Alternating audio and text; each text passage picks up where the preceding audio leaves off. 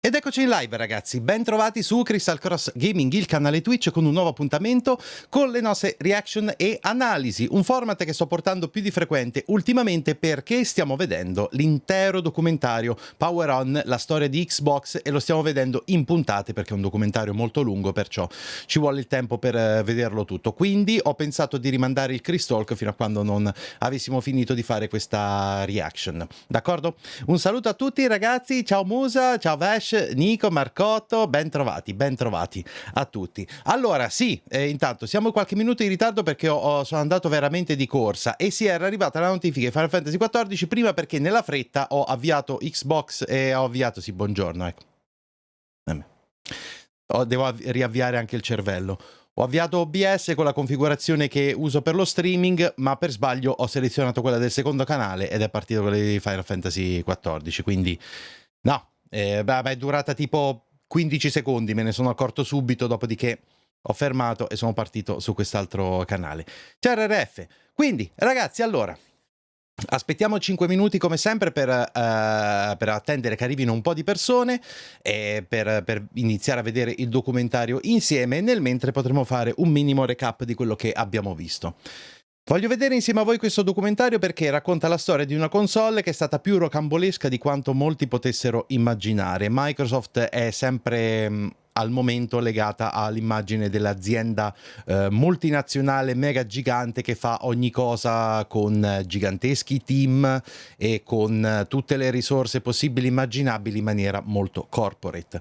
Ma come abbiamo potuto vedere dal documentario, in realtà questa cosa per Xbox non è stata sempre valida e è stato un progetto un po' folle, sia come idea sia come gestione, soprattutto all'inizio. Poi il successo piuttosto esplosivo che ha avuto la console, soprattutto in America, soprattutto la prima, ma ancora di più la seconda console, hanno portato ovviamente il team a ingrandirsi molto e a stabilizzarsi all'interno dell'universo Microsoft in mezzo a tutti gli altri progetti e prodotti e servizi. E ancora di più adesso con una divisione completa Microsoft Gaming a cui è a capo Phil Spencer in questo momento, e che è effettivamente un'entità che prima neanche c'era. Quindi hanno fatto molta strada, ma all'inizio erano di fatto un gruppo di ragazzi molto creativi e mezzi matti che si erano messi in testa di fare una cosa del genere all'interno di Microsoft. E abbiamo visto come effettivamente sia andata molte tra alti e bassi, ci sono stati dei momenti molto molto complicati, tipo consegnare, cioè tipo terminare la prima console. È stata veramente una corsa contro il tempo ed è stata raccontata in modo, trovo, discretamente onesto per essere un prodotto commerciale. Questo documentario è un prodotto commerciale pubblicitario, ma hanno scelto di farlo in maniera sufficientemente onesta e quindi vale la pena vederselo. E anche perché hanno raccontato anche molti errori che sono stati fatti e questi ultimi 2 capitoli che vedremo insieme in questa terza parte di reaction e analisi avranno come focus proprio questo punto qui, ovvero i momenti in cui veramente è andato tutto un po' a scatafascio tecnicamente, oppure quando sono state fatte proprio delle cazzate gigantesche in scelta, comunicazione, prodotto, software, eccetera, eccetera. D'accordo? Ciao Dainon. Per me Microsoft i soldi veri fa con il mini frigo, a proposito congratulazioni. Sì, lo vedete? Qui, eccolo qui, in un angolo, è proprio lì sul tavolo. È lì. Ho il mini frigo Xbox, sì. Beh, adesso possiedo un meme, ragazzi. E poi... Ecco, questa è un'altra cosa. Voi vi immaginate la Microsoft di una volta fare una cosa del genere? Io no. Adesso è un'azienda che è in grado di prendersi molto in giro e prima non era così. È stato un cambiamento di comunicazione molto importante negli ultimi anni. Davvero molto molto importante. Quindi, prima di partire, aspettiamo un altro paio di minuti. Una bevuta su Microsoft usando il frigo Microsoft. Allora, al momento è spento, per il semplice fatto che sto ancora valutando se tenerlo sempre acceso o no, perché onestamente avere un'altra cosa, considerando quanto costa l'energia elettrica adesso, avere un'altra cosa accesa per tenere al fresco delle bevande che sono già in fresco da un'altra parte, onestamente non saprei. Andrea Canova, grazie mille di iscrizioni su YouTube. Ma quindi ora passi per Boxaro? Sì, adesso sì. Poi parlerò di Sony e passerò per Sonaro, ma questo ovviamente è diciamo, la ristretta cerchia dei decerebrati che mi accusano di questo. Tutte le altre persone normali come voi che siamo qui a chiacchierare normalmente sono perfettamente consapevoli che sono una vagonata, una camionata di minchiate, perciò sono in grado di parlare utilizzando il cervello e non facendo gli ultra di sta ceppa. Ok? È sufficientemente moderata la mia considerazione? Spero di sì. Quindi fatemi un attimino sapere se vi ricordate gli altri, diciamo le altre parti del documentario. Che impressione avete avuto? Se sapevate quello che nel documentario è stato detto, se vi ha, cioè, se lo ritenete un buon prodotto.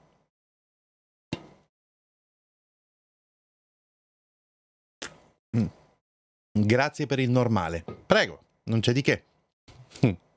Oddio, potrebbe anche essere un insulto, dipende da come lo prendi, però ti garantisco che non lo era.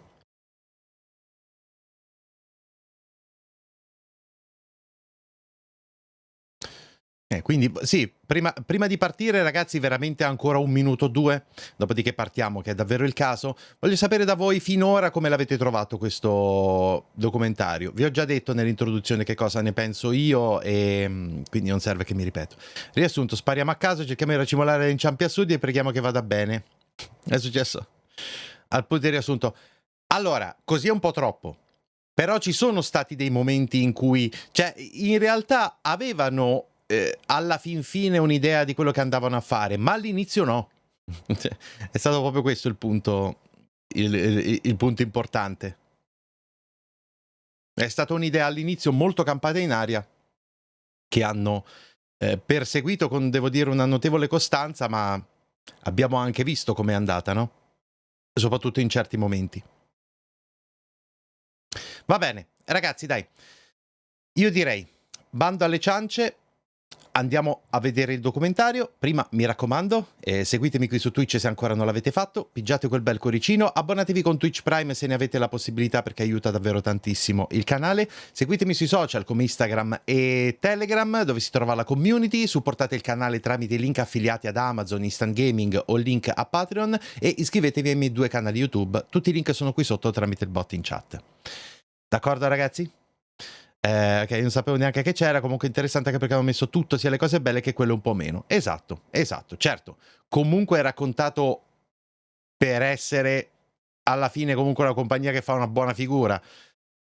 Alla fine non ti deve venire in mente, ma questi sono un gruppo di coglioni, no? Altrimenti che materiale promozionale è?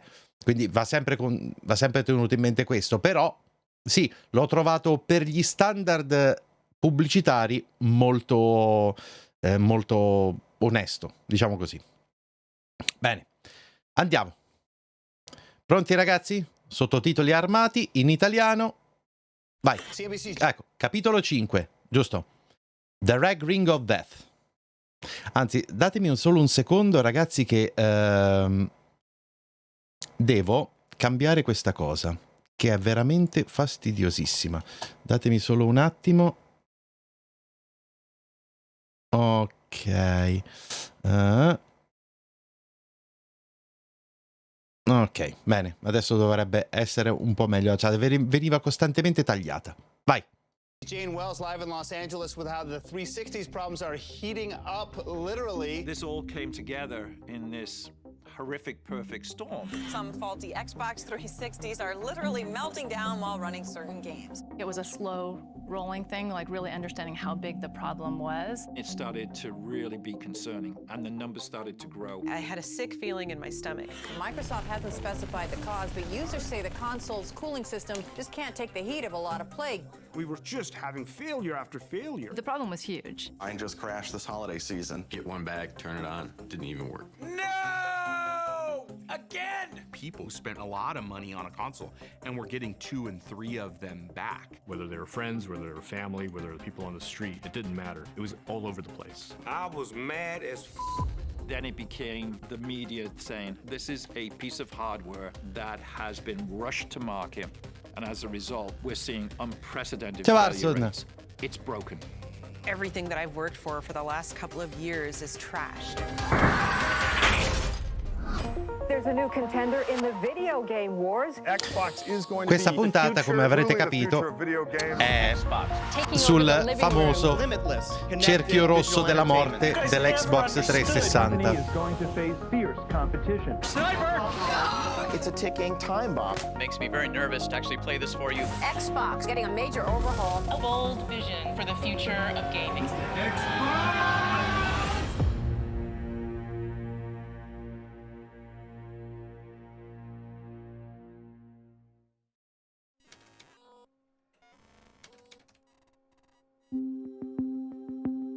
Without a doubt, the most Herculean feat of the original Xbox was that it survived. Looking at the history of the video game business, you would have given them 1,000,000 to 1 chance. So the achievement is that we made it to Xbox 360. And internally, it's fun to laugh at lots of the missteps.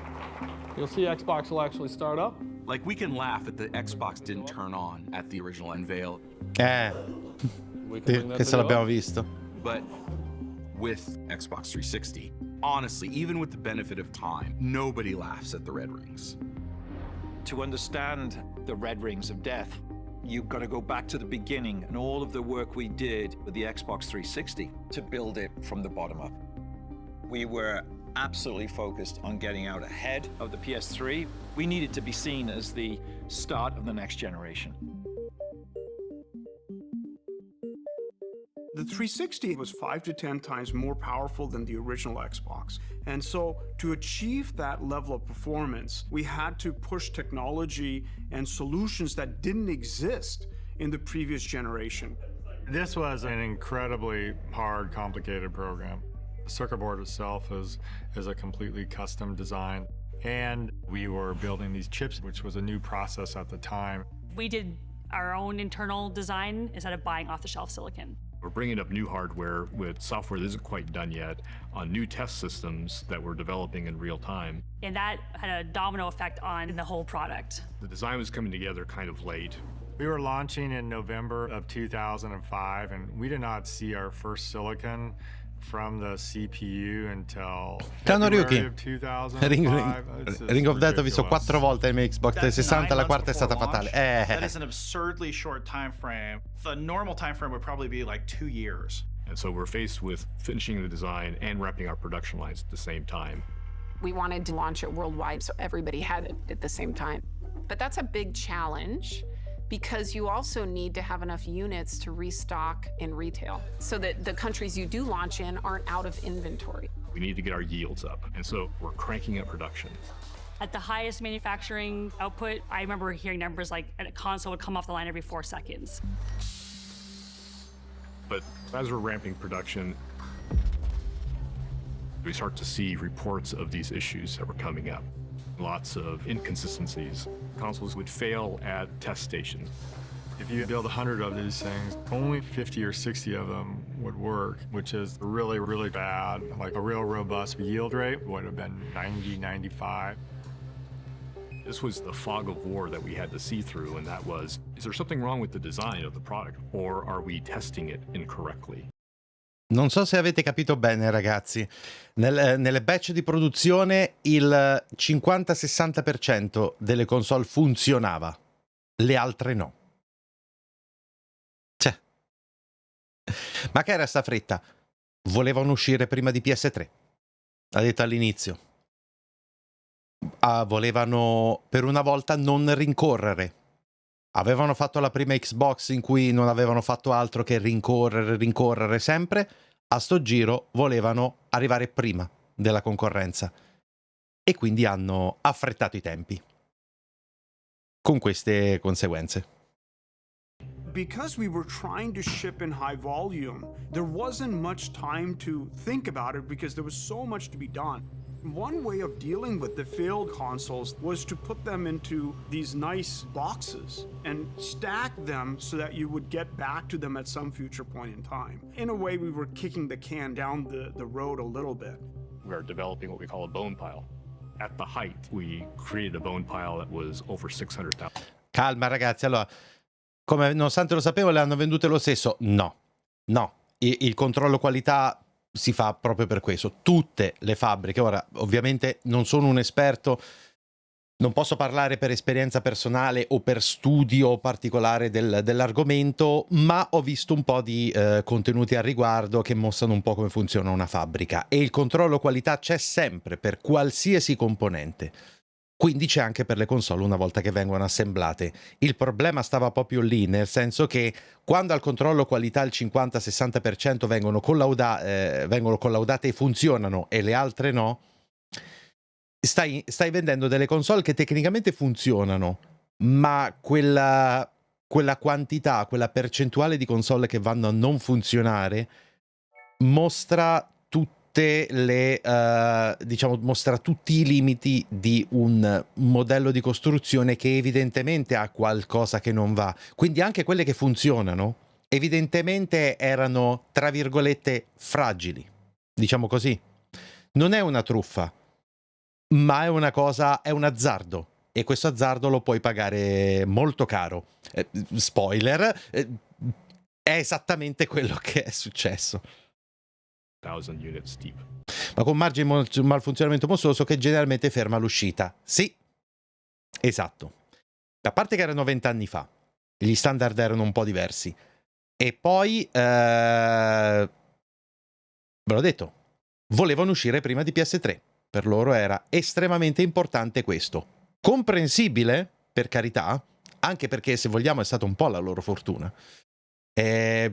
Soprattutto in quella generazione lì, all'inizio Xbox 360 la batteva PS3 per unità, giochi, eccetera. Poi c'è stata un'inversione, ma nella seconda parte della vita di PS3.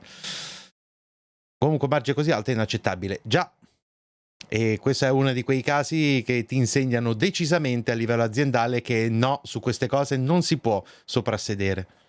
Come sono sopravvissuto in una cosa del genere, lo vedrai. Spoiler. And so it's just like the Lucille Ball episode where the chocolates are coming off the conveyor belt, and they're coming off so fast that they can't do anything with them. That's exactly what was going on. The thing about building consoles is Christmas doesn't change. So your schedule is paramount, and there's just so much pressure to get it done. È quello di cui parlavamo. Deve uscire entro le vacanze, entro novembre di quel determinato anno, perché altrimenti non le vendi per le feste. Finally managed to solve the technical issues that had plagued the 360. As consoles started to pass QC, the team was finally able to chip away at the bone pile in an effort to meet the demand, which, at the time of launch, was ravenous.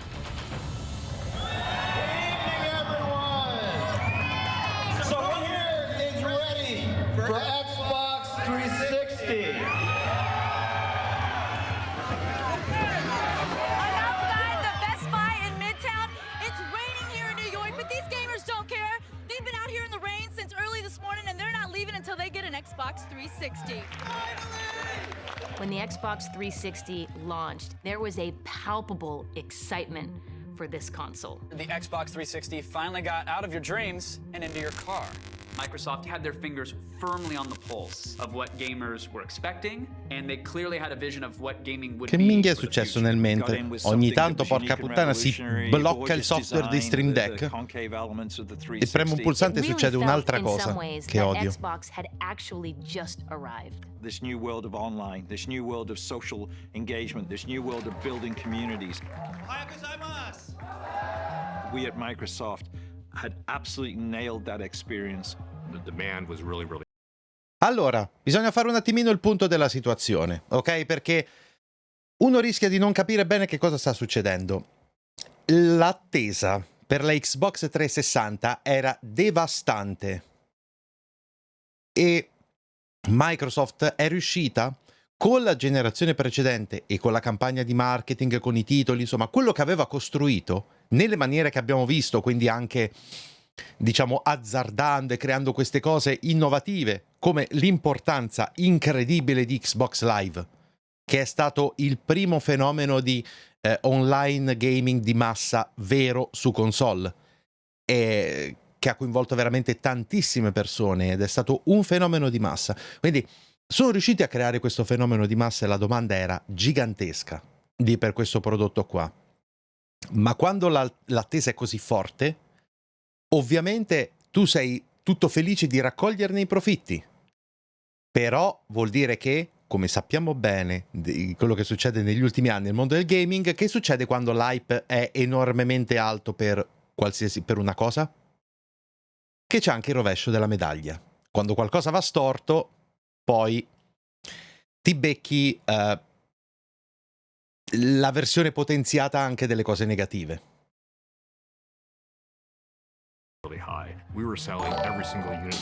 Da Boyd, grazie mille da Subcom Prime per 14 mesi. Grazie di cuore. Ciao Morde. As many as we can, 24 hours a day, 7 days a week. We're flying them in. Ultimately, we got through our challenges of production, and we just need to be able to catch up. By hitting the market a full year before PlayStation 3, un anno Xbox prima 360 had a di head PS3 start on the competition. But Sony was still the undisputed industry giant, and they had every intention of keeping it that way. It was the year after we shipped, when PS3 was coming out. We were paranoid. Sony had such credibility that they had cultivated from the PlayStation 1 to the PlayStation 2. So they were riding on this tidal wave of success and goodwill from gamers. Sì, se considerate questa cosa, ragazzi, è una cosa che soprattutto in Italia è molto forte anche adesso, dopo tutti questi anni, ma se la considerate all'epoca era ancora più forte. Sony veniva dall'esperienza della PS1 e della PS2, due console incredibilmente amate e apprezzate, che avevano quindi costruito una reputazione ancora più grande. E Microsoft ha scelto di fare questo anticipo rispetto alla concorrenza e ha fatto tutti questi sforzi per mettere sul mercato una console con quelle caratteristiche, in quelle circostanze, proprio per giocare d'anticipo e praticamente dribblare il gigante. Anche questa è una mossa azzardata. E infatti, vabbè, comunque. Coming off the PlayStation 2, Sony had done everything right, the most successful platform in game industry history, and really just needed to stay to the playbook. In contrast to that, you just witnessed Microsoft coming to market at the right price a year before you're able to come to market. So you know you're facing formidable competition. PlayStation 3 is the best-of-breed computer entertainment platform. PlayStation 3 was positioned as a premium product from the get-go. This was going to play games, but it would also play Blu-ray discs. So it was seen more as kind of an entertainment machine. We knew they were going to be somewhat arrogant. The next generation doesn't start until we say it does. And they would price their console to where they felt they needed to have it because they felt that they were untouchable. This is sort of pre-live streaming era, and a bunch of us were huddled around one person's laptop, like a 15-inch laptop screen, streaming Sony's press conference. And then they dropped the price. In North America, the PlayStation 3 will be available at retail for $599 US, $659 Canadian. Wait a minute, did $599? $599. Nobody was prepared for that. Back then, consoles didn't launch at those kind of price points. It was like, holy cow, we just got handed this generation. We were high-fiving each other, people were crying. There were just all these ways that Sony had put their own foot in their mouth. Sony said it would be a privilege for people to work extra hours to afford their overly priced console. You have an over-engineered machine that's going to be incredibly expensive to manufacture. And that opened a window for Microsoft to be able to sort of say, hey, like, we have a great system that's going to play all the games you want to play. We've got better online for cheaper. Thank you very much, and have a great show. Becoming CEO right after the launch of PlayStation 3 was like being made captain of the Titanic right after it hit the iceberg. Quello che sta parlando è l'ex CEO di Sony Entertainment proprio in quegli anni post PS3. E anche qui, cosa interessante, mentre che Microsoft stava facendo questo azzardo per giocare d'anticipo, che è successo? Che la concorrenza si era data una zappata sui piedi, piazzando la PlayStation 3 a $600. $600 sono veramente tanti, ragazzi, soprattutto in quegli anni lì. Soprattutto in quegli anni lì il mercato console non era abituato a questi prezzi, ma Sony, arrivando da una posizione di forza e convintissima di avere stormi e stormi di persone che erano disposti a spendere quella cifra là per PS3, ha deciso di non badare a spese per fare delle cose all'interno della console, offrire un prodotto più premium di tutto quello che c'è nel circondario e piazzarlo a $600.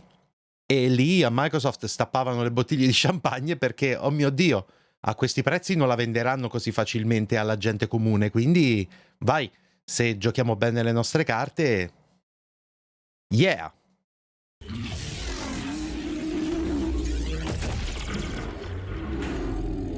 La 60 giga retrocompatibile, quello è un pezzo raro averla, vero, me lo ricordo bene.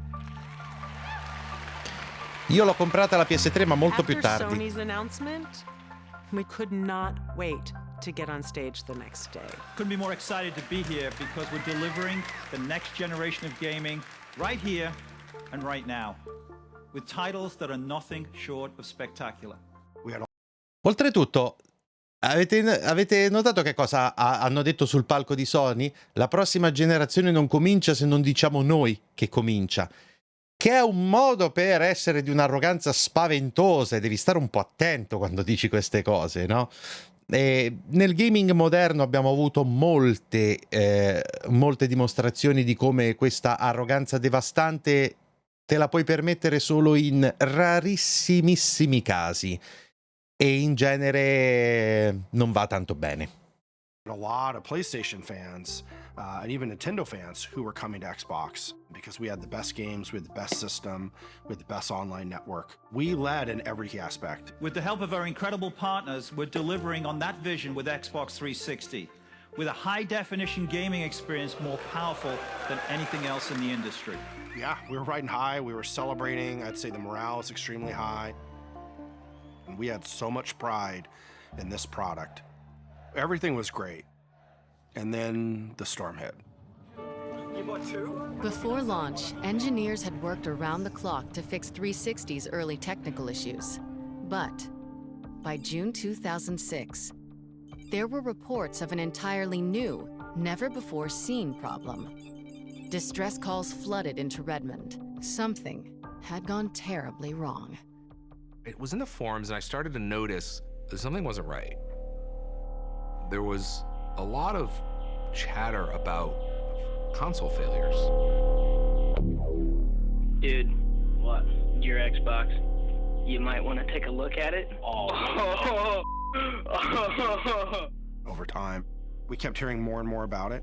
We'd go to a launch event for a game, or we'd go to meet with games journalists. Then they would all start talking to us about it. Like, before we can talk about new features, we want to know, is this fixed? But we had no sense of how big of an issue it was. We didn't even know how to deal with it. And then we saw more reports of it. Microsoft have been in the news with their latest computer system, but it seems the last big product they launched can have some problems. That's the first time I've seen this. There it is. Mother. The Xbox 360 had a really cool feature where there were 4 green lights around the Xbox emblem. Each of those lights corresponded to a specific controller, and so that's how you knew what player you were in the game. We also used the ring to tell people when there were issues. It's like the check engine light on your car. And this is what we called a core digital error. And this was an indicator of the system detected a major issue. The error state was just that there was no communication. So the machine was just basically telling you, I can't do anything. This would show up as 3 segments in the ring being lit red, which would come to be known as the red ring of death. It's the red ring of death. Red ring of death. I got red ringed. Everybody got red ringed. What the? Are you kidding me? When that motherfucking red thing come up and then the whole game freeze and motherfucker be like, man, what the fuck is going on? We can't play. What's going on? Yo, doing that too? It was, oh my God, it was terrible. No! Red ring of death! Again! We have no Xbox. I'm calling support. You wait on hold for a while. They let you know they really appreciate your call.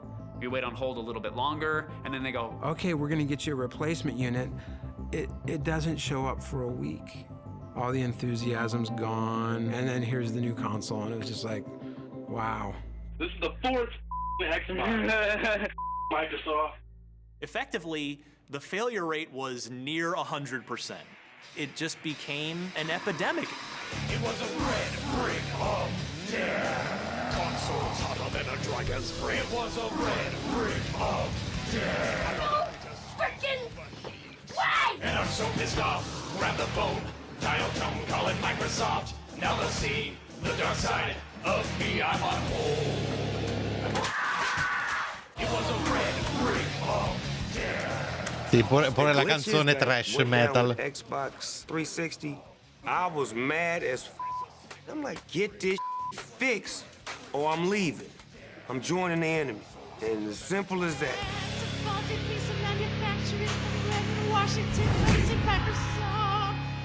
I feel kind of sorry for it.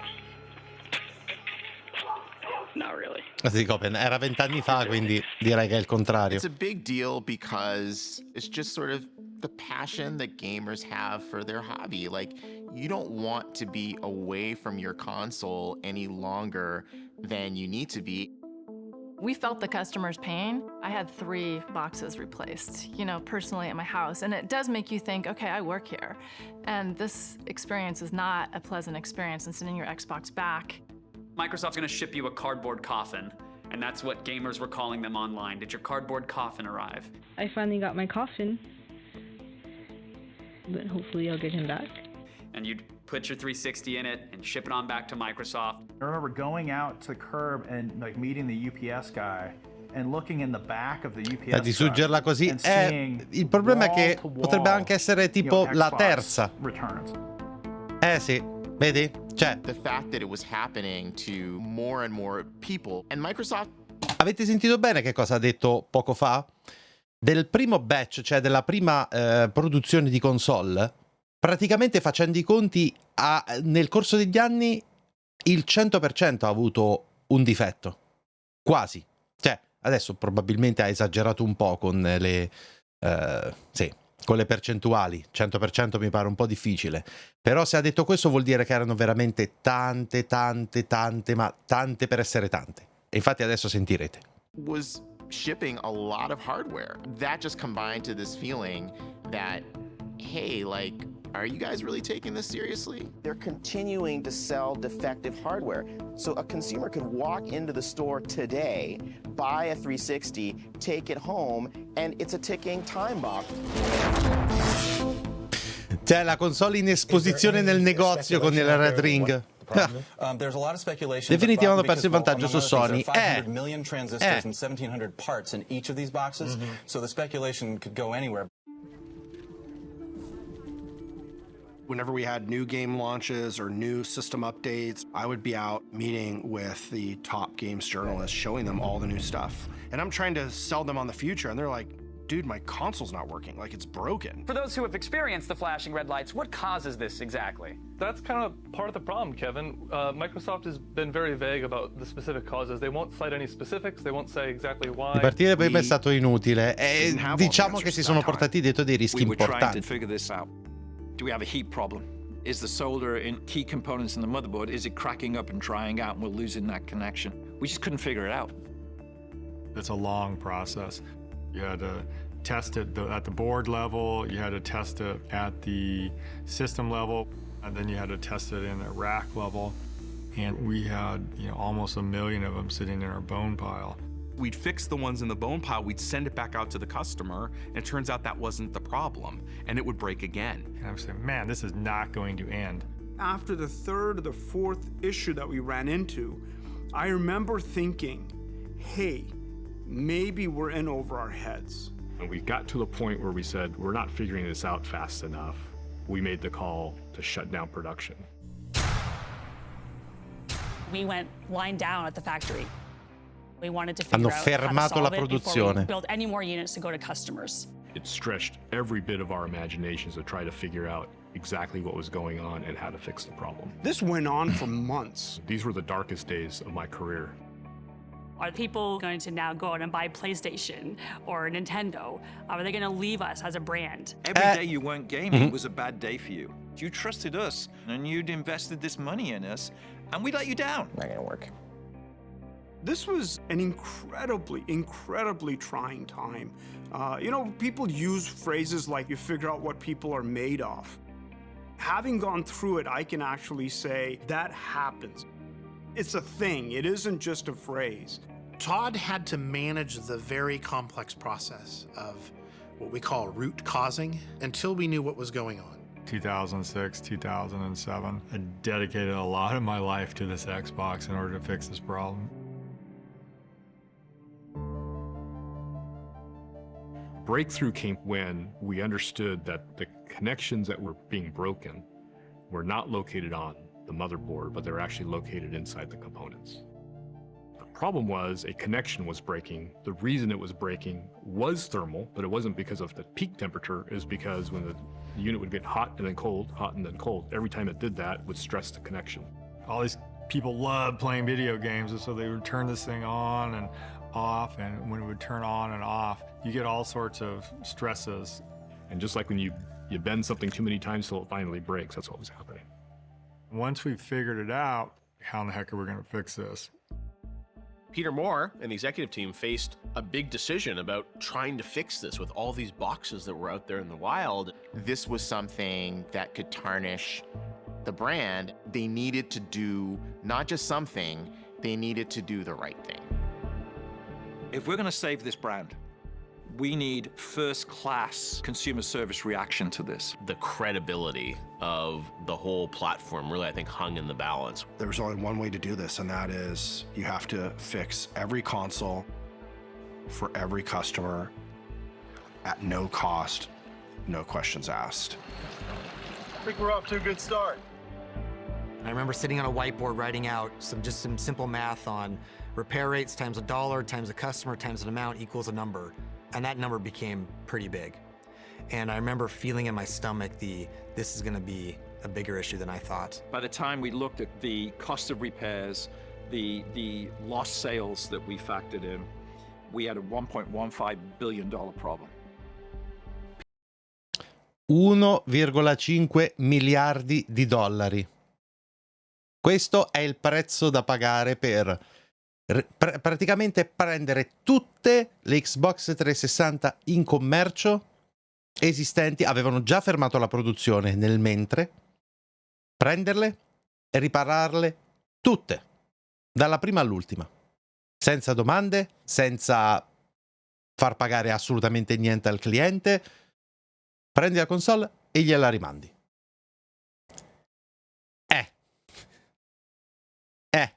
Qualcuno mi chiedeva prima il prezzo da pagare per fare le cose di fretta per cercare di battere la concorrenza. Ecco, 1,15 miliardi di dollari. Peter had to go to Steve Ballmer and basically say, hey, bad news. I need $1 billion credibilità, to esatto. go fix this issue. I'm expecting to be ripped to shreds. It is a make or break situation for Xbox. If Steve Ballmer does not give Peter Moore the money to go fix it, Xbox is dead. Like, there's probably no question about it. To the credit of Steve, and I can still see him looking at me right now, he said, do it. Just do it. We'll figure it all out. We'll take the hit. E qui, ragazzi, devo fare un piccolo inciso ai coglioni che ci vogliono a dirigere un'azienda quando succedono cose del genere.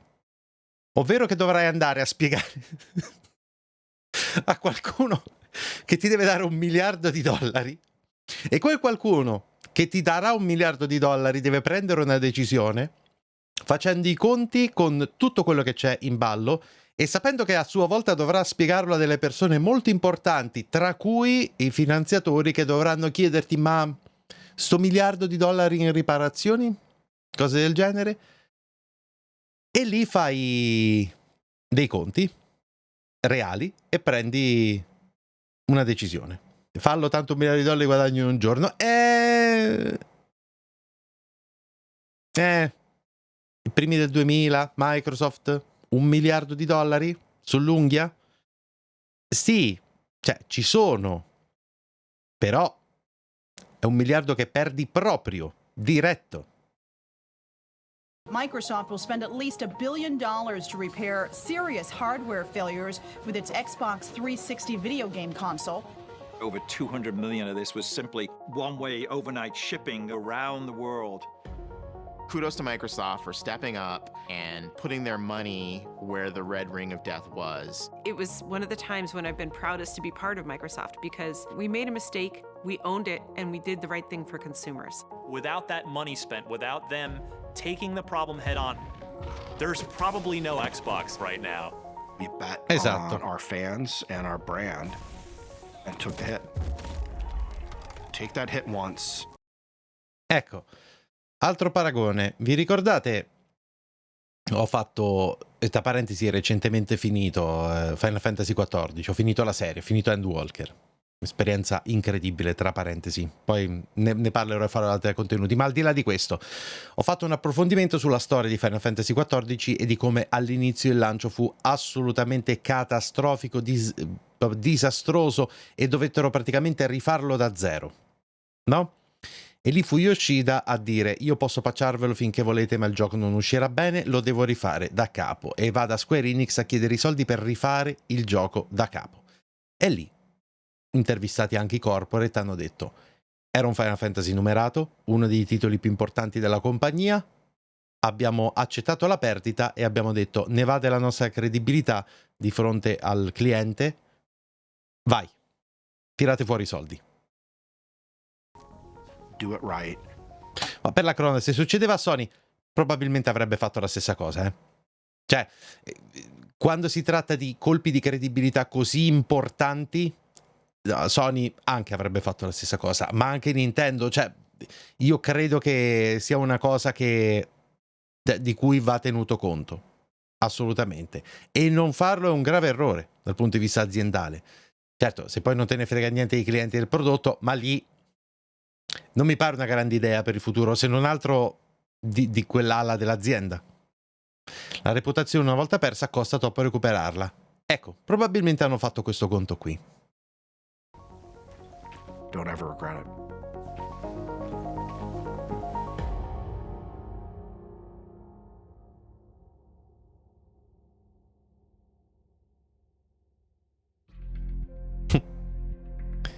Nel 2011 hanno finito a rimpiazzare le console. But I wasn't pissed at Microsoft. I just really wanted to get the 360 again and start playing again because it was just awesome. It was frustrating, but they had hooked us. So when you hook somebody, you know they're not going to leave. They're going to work with you through the difficult times. That was a good sign that people love the thing that you're building.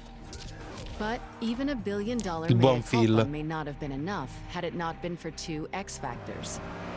a library of celebrated game titles, and support from game developers who loved how easy it was to program for Xbox 360 and saw in it the potential to take gaming to places previously.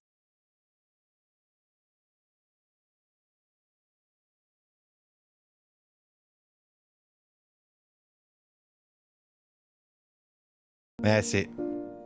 Questo è il primo, se non sbaglio. Sì, e tra parentesi l'ho recuperato recentemente nella versione per PC rimasterizzata. And it became this poster child for HD graphics and HD fidelity.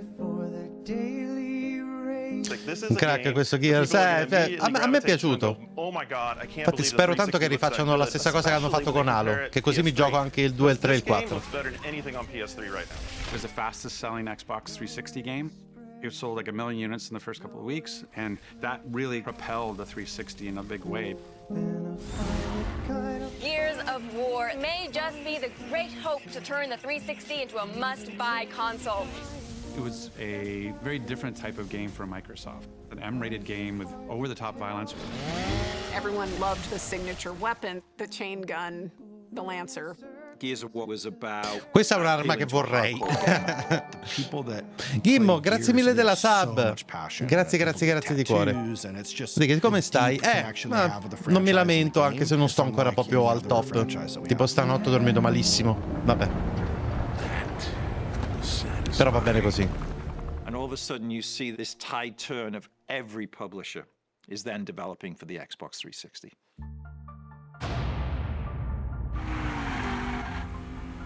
We have secured a lot of big games for Xbox 360. You know, we published titles like Mass Effect. We had Splinter Cell from Ubisoft, of course.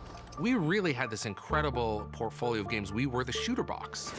Call of Duty was a franchise we had bet on early. It was a PC franchise, and we really established Call of Duty on the console in a big way. Cameo and this gorgeous, colorful game. It was about frame rate, it was about smooth visuals. Forza was built as a direct competitor to Gran Turismo. We're going to go off and we're going to build a great, epic, big racing simulator game. Se posso capire, io da un sì o no. Io non fino a questo punto, però molto a pezzi, sì. L'ultima settimana meglio, però. Much more real than any other game.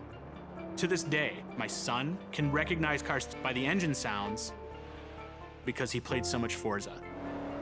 If you look at Xbox 360, that was a moment where we got it exactly right. It was just an incredible run that I don't know that has ever been topped in the history of gaming. And then, you know, at the center of it all was Halo 3. It had been 3 years since Halo 2 smashed industry records, and Halo fans were clamoring for the next chapter of the epic space saga. I think that we were really surprised by the success, the huge success of Halo 2.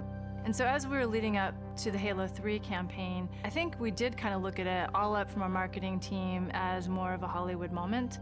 With Halo 3, we wanted to get out in front and make people aware that video games are not something that are just for the boys. Video games have come of age.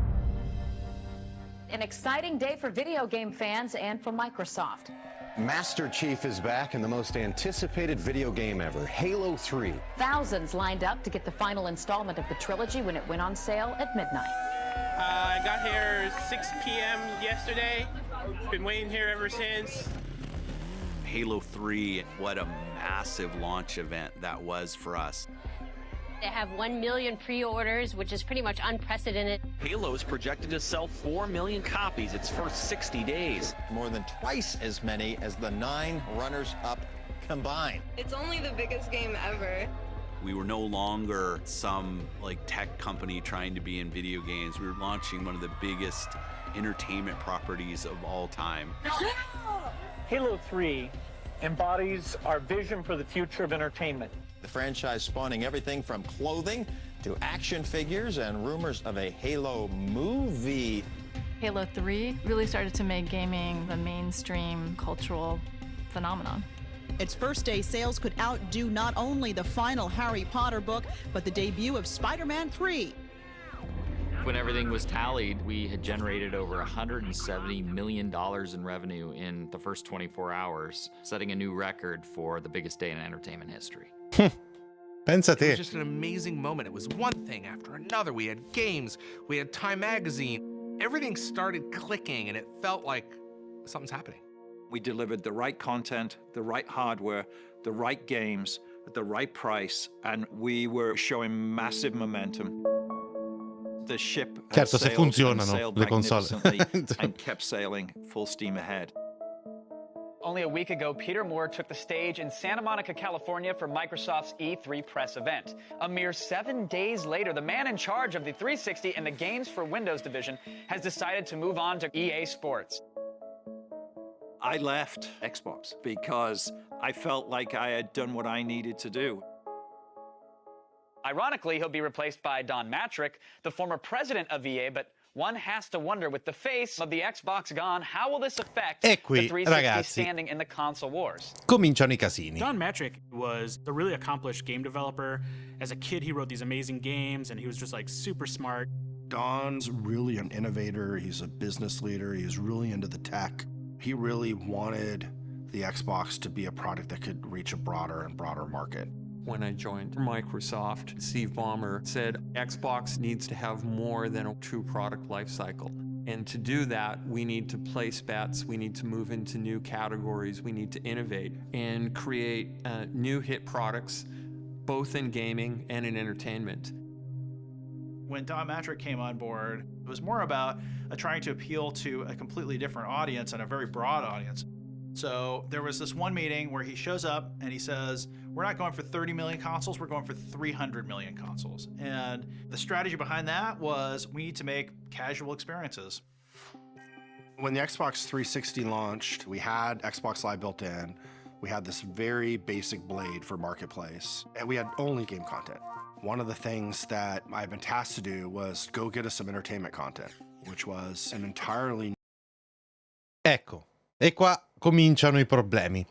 O meglio, l'idea in sé non è così sbagliata, perché stiamo vedendo come in realtà ora il mondo dell'intrattenimento abbia molte connessioni l'uno con l'altro. Lo iniziamo a vedere anche da qualche evento. Avete notato come durante i Game Awards dell'anno scorso c'è stato uno spazio piuttosto ampio per Arcane di Riot, che è una produzione televisiva, se volete. È una serie di animazione incredibile, tra l'altro. Se non l'avete vista vi consiglio chiaramente di vederla, e gli è stato dato spazio all'interno di una conferenza di videogiochi, e stanno iniziando a venire fuori anche delle altre cose. Ai Grammy Awards, i premi musicali, iniziano ad esserci dei premi specifici per colonne sonore di videogiochi. Persino Hades ha vinto un premio letterario, una categoria minore ovviamente, però piano piano inizia a esserci questa fusione. Il problema è come lo fai e come la presenti e a chi. New idea of the time. We started doing deals with studios. We were excited when we had 1 movie and then 2 movies and 5 movies and 10 movies. Microsoft's Xbox will transform into a next-generation entertainment hub. Users will be able to navigate through music, movies, television shows. For the first time, we were realizing that streaming and digital video content was going to be a big deal. And then we had Netflix come on. Xbox 360 was a big part of putting Netflix in the living room. At the time, Netflix was a mail-order DVD catalog service. Nationally, Netflix moves more than 1.5 million DVDs a day. There's 40 of these warehouses around the country. Right. So that nearly every customer gets next-day delivery. Netflix hadn't done anything with digital streaming. We thought, why don't we call them up, see if they would be interested in distributing their content through Xbox 360. We definitely accelerated their growth because we introduced them to tens of millions of devices that were connected to a TV overnight. It's a great opportunity for Xbox members to never leave the sofa, watch movies from Netflix, play great games. It's a great platform. And it's like, what should we do next? Well, we brought HBO, we brought Twitter, we brought Facebook. Today, that may not seem that revolutionary, but at the time, the idea to be able to do that all in one box had just never been done before. Our Xbox Live community, the digital streaming services, the gamer tags, the achievements, the experiences, they were things that we would hear consumers say they loved and competitors say they were envious of. Xbox Live really proved that people wanted digital content. I think that created this sort of ripple effect that affected Nintendo. They knew that they probably needed to shift on how they did some things. They weren't just going to give you another console, they were going to give you a console that did something different. This is Mike. By day, he's Mike the businessman. But when he picks up the new Wii remote from Nintendo, he's Mike the warrior superstar athlete man. Holiday of 2006, Nintendo released the Wii and turned the world upside down. We're confident because for pick-up and play games, there's nothing like it. For baseball, for tennis, games like that, it's fantastic. But with the nunchuck, what you're able to do in a first-person type of game is a huge step forward in control. Nintendo came out of left field with a device that wasn't based on technology. It was based on a simple entertainment experience of being able to play a game without being a button masher on a controller. It really resonated with a mass audience, a wider audience. All of a sudden, parents are playing video games with their kids again. Suddenly, you heard people talking about video gaming as something that was good for you. Wii Fit is about bringing fun into fitness. Video gaming as an approachable thing that everybody could do. They went after senior citizens, they went after female gamers, they went after people who are not traditionally gamers. Clearly, they expanded the audience and they took gaming to mainstream entertainment. Sì. I remember Bill putting a lot of pressure on the Xbox leadership team. How did we miss motion gaming? What can we do to catch up? We need to compete. We need to advance our game strategy. We don't want to do a Wiimote ripoff. We want to do our own thing. Don also had this vision for controller-free gaming. What would it be like if instead of waving something, we were recording movement? We were recording state of people physically through a camera. The controller, he thought, was this impediment to more people playing games because you had to kind of learn this device. And his view was like, hey, if people could just like swat at things or move things or drive a car like this. Arrivo all'epoca giochi sta facili e casual, vero? Importanti anche quelli però. Willing to play video games. We set out to really Il chinotto. Mi è venuta improvvisamente voglia di chinotto. To a whole new generation of people, to a whole new set of people that wouldn't otherwise think about gaming as something that it was for them. We had already been doing some technology exploration where we could map Tombo Potete 73, ciao, grazie mille del follow. RGB cameras, a microphone. Perché se ti ricordi siamo conosciuti da Luca. Rather than holding something, you could still get these similar type of experiences. The idea that we were going to use IR kind of display, projection and reflection to measure movement was pretty magical. Every step of the Connect process was an inventing step. A lot of this work, we had to figure out how to hack our way into it. We prototyped probably 30 activities. We found that the whole body activities were actually the most fun. And so that's what we ended up focusing on, to create something totally new for gamers.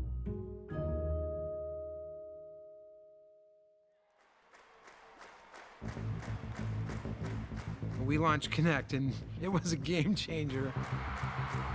I don't think anybody saw it coming. It was something completely new and unexpected. So you can see if we wave our hands, it's tracking your full body. That's and now crazy. We're playing. Okay. So if you lean left and right, jump, jump, jump. In your opinion, John, how does this compare to the Wii and the Wii Fit? Oh, completely blows it away. And this extends far past just gaming. It's crazy. It's minority report status. That's how I see it. When I saw the Kinect, I thought, oh, finally. Like, this is something we're going to use for VR eventually. It's going to be amazing to have you in the game.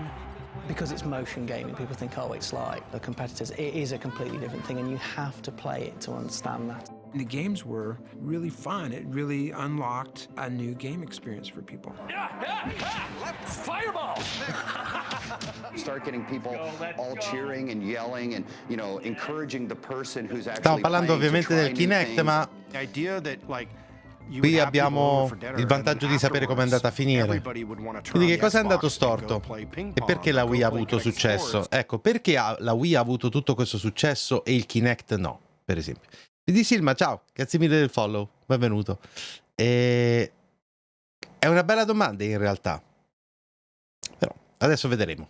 Or go play a Dance Central. That just gave Xbox 360 a whole nother sense of purpose. In the first 60 days, we sold over 8 million Kinect sensors worldwide. Kinect was a technological marvel, but it totally fell flat with core gamers. Kinect didn't work with Halo, but Kinect was an amazing tool for so many things like research and how we think about augmented reality and virtual reality experiences. It's been fun to watch innovation of computer science come not from academia or industry, but to come from gaming. And it turned out that Kinect creative community just went on to do incredible things with this device. People got into hacking the Kinect early last year. Smartly, Microsoft responded by welcoming that and encouraging more development. People were taking all the IR data and the voice data, and it was a rich source of creativity for other types of applications. What is neat is the technology that is used in video games now and how it can be applied to other things, not just gaming. Questa è una cosa un po' più complicata così. Infatti, come mai è fallito? Beh, perché effettivamente la Nintendo Wii, pur avendo dei controller che avevano, insomma, il movimento come generazione principale di cose, però i tasti ce li avevano. Perciò, tutto sommato, con la Wii potevi giocare anche a giochi più tradizionali. E anche se avevano chiaramente l'obiettivo del pubblico molto più casualone, anzi, non dei casual gamer, dei non gamer, quelli che finora non erano stati presi dal mondo dei videogiochi. Bisogna sempre ricordarsi che nel momento in cui arriva la Wii e dopo arriva questo Kinect che invece ha fallito, ci sono state già parecchie console. Perciò chi non si era avvicinato ai videogiochi fino a quel momento, è difficile che fosse perché non li conosceva assolutamente, cioè perché non ha mai sentito parlare di questa cosa chiamata videogioco. È perché pensava che non facesse per lui. E quindi la Nintendo ha fatto questa scommessa, vincendola, di portare a giocare anche un sacco di gente che non ci si vedeva con un mouse e una tastiera davanti a giocare a qualcosa su un PC, oppure anche con il controller a giocare a una console. Volevano spingersi un po' più in là. Microsoft ha fatto questa cosa, ma sconnettendosi completamente, ancora di più, dall'esperienza di videogiocatori che tanto invece aveva coltivato con le console. E questa è la cosa peculiare. And they're calling it the Kinect effect. Microsoft's Kinect could revolutionize medicine. Being used to aid the rehabilitation of stroke patients, also by people who work with autistic children. Kinect today is mostly used outside of gaming. So gaming has created this piece of technology that today drives the industry forward. With Xbox 360, forse questa è un po' esagerata, però product that had finally broken through. The ecosystem was healthy. Consumers were engaged. In North America and Europe, it was the top-selling hardware device.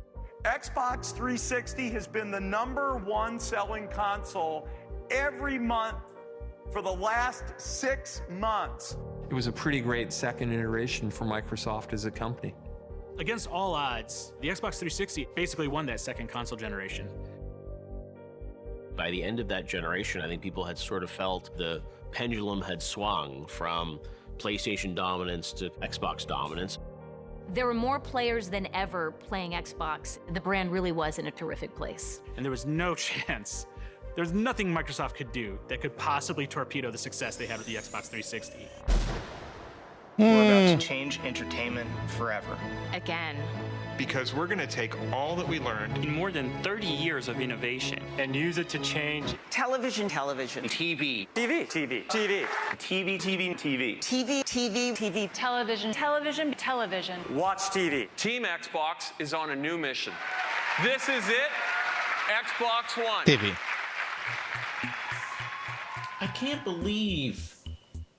I cannot believe this press conference. We've got this vast amount of gamers that are increasingly loving Xbox, and we're building great experiences that they've never seen before. And now we're going to be the connected TV, so we're going to have the set-top box for the living room. And it turned out like nobody wanted that. Oh, hell no, Microsoft! Hell no! E infatti si è visto che alla fine veramente non lo volevano. E qui è il momento in cui Microsoft ha fatto un errore non proprio soltanto hardware, se vogliamo. Agakure, grazie mille dei bits. Ciao. Hell no, esattamente. Quindi, io direi senza ulteriori indugi, andiamo subito al capitolo successivo, che è l'ultimo, ragazzi. Andiamo a vedere. The battle to control the entertainment pipe into your living room just got a bit more interesting. Aspetta, fermi tutti. Chissà perché. Poi con i sottotitoli tornano in inglese una volta che cambi video. Vabbè. The battle to control the entertainment pipe into your living room just got... Qual è il problema con la TV? È che le persone non avevano nessuna intenzione di comprare Xbox solo perché avevano tutte queste cose per la TV. Ce l'avevano già una TV, non gliene fregava assolutamente niente. Le persone, era l'epoca ancora in cui si voleva semplicemente e solamente giocare. No, non è solo questo ovviamente. In realtà c'era la richiesta di questi prodotti, ma quello che offriva la Xbox One semplicemente era fuori mercato perché aveva delle cose che alle persone tutto sommato non interessavano molto. L'idea era di mettere tutto quanto l'intrattenimento dentro un'unica scatola, tutto quello che una persona possa desiderare è lì. Ma poi si è scoperto che le persone non volevano questo. Got a bit more interesting. Microsoft's Xbox announcing some landmark news today as it moves into the media business. It's time for a new generation of Xbox! And now, Microsoft wants to appeal to more than just gamers. It can also control your TV and cable box and everything from your movies to video conferencing on Skype to doing all kinds of things. Casual gaming, television, social, music, and video. The game console will transform into a next-generation entertainment hub for both gamers and non-gamers alike. What if I told you that going forward our competition is not going to be Sony and Nintendo, but television and media? Oh, God. There's a new contender in the video game wars. Xbox is going to be the future. Truly the future of video games. Xbox. taking over the living room. Limitless, connected digital entertainment. You guys never understood. The company is going to face fierce competition. Sniper! It's a ticking time bomb. Makes me very nervous to actually play this for you. Xbox getting a major overhaul. A bold vision for the future of gaming.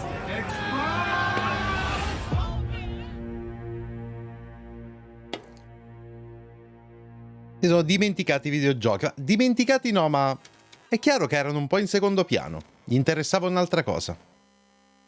TV o non TV? On May 21st, Microsoft will unveil its latest Xbox system. Xbox has been the best-selling gaming console for 27 consecutive months. We're expecting a slew of entertainment options, including possibly taking over your cable box and also delivering web content in easy and attractive ways. It was exciting to think about what a single-purpose, dedicated entertainment console could be. So we picked that as a path with Xbox One. We wanted a broad device that touched all parts of gaming and entertainment. Come on, put your hands in. We wanted to bring new audiences into Xbox. People that were outside of what traditionally was thought of as our core gaming audience. That was really the intent at the time. Within the company, there's always a sense of do more and grow, but I think Dawn was looking for like, what's that next big leap after Connect? And I think there was a sense that TV could be that thing. Microsoft's gaming platform is becoming a true entertainment hub. It just announced that for the first time, people are using the Xbox more for entertainment, TV, movies, and music, than for playing video games. Having our team think not only about gaming, but television, movies, stories that lived inside our gaming community was something that I believed in. Okay, this is an interesting idea. Microsoft's going to get behind linear entertainment as well. Xbox Entertainment Studios.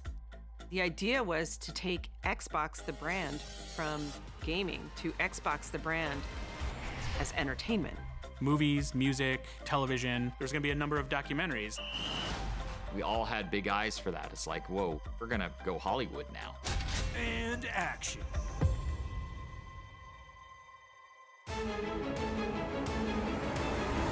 After years in development, Microsoft's next-generation console was finally ready to be unveiled at a media event codenamed Newcastle. Coming off the success of the Xbox 360, expectations were through the roof. Good morning, everyone. On behalf of the entire team, we're thrilled to unveil the ultimate all-in-one home entertainment system. We did a stream from around the world and invited a bunch of media and influencers up to watch. We gathered everybody into the conference room. We have it streaming on our television. We're all really excited. Team Xbox is on a new mission to become the all-in-one system for every living room, the place where your games, TV, and entertainment come alive. We're driven to build a future-proof system that brings together the cloud, smart devices, new content. We are really excited to bring the world of Halo to Xbox as a premium television series. We're sitting there listening to it the whole time. And I remember one of our engineers said, like, they're not even talking about any of the games yet. Are they gonna talk about games? With Kinect, we made you the controller. This is human control for a human experience. It was all about entertainment, even a partnership with Steven Spielberg, and they showed a TV guide at the reveal event. I mean, that was really like the vision. This is the beginning of truly intelligent TV. Xbox, watch TV. You said television. We wanted to hear video games. You know, we showed a few games, but core gamers were left unsatisfied. We're all in the green room, and as each person would get off stage, you know, the execs Cento voleva solo giocare. Magari non solo giocare, c'era del merito in questa idea, ma come avete visto, no, non ha funzionato così. I am really perché poi se devi comunque offrire delle cose. That's how I feel about you, Xbox One. There were hypercuts. Devi offrire delle cose che le persone vogliono davvero, subito, devono avere hype una volta che le mostri. TV remote. TV, TV, TV, TV. Television, television, television, TV, TV. Television, television, television. That was not the right way to unveil the next generation of gaming. Già.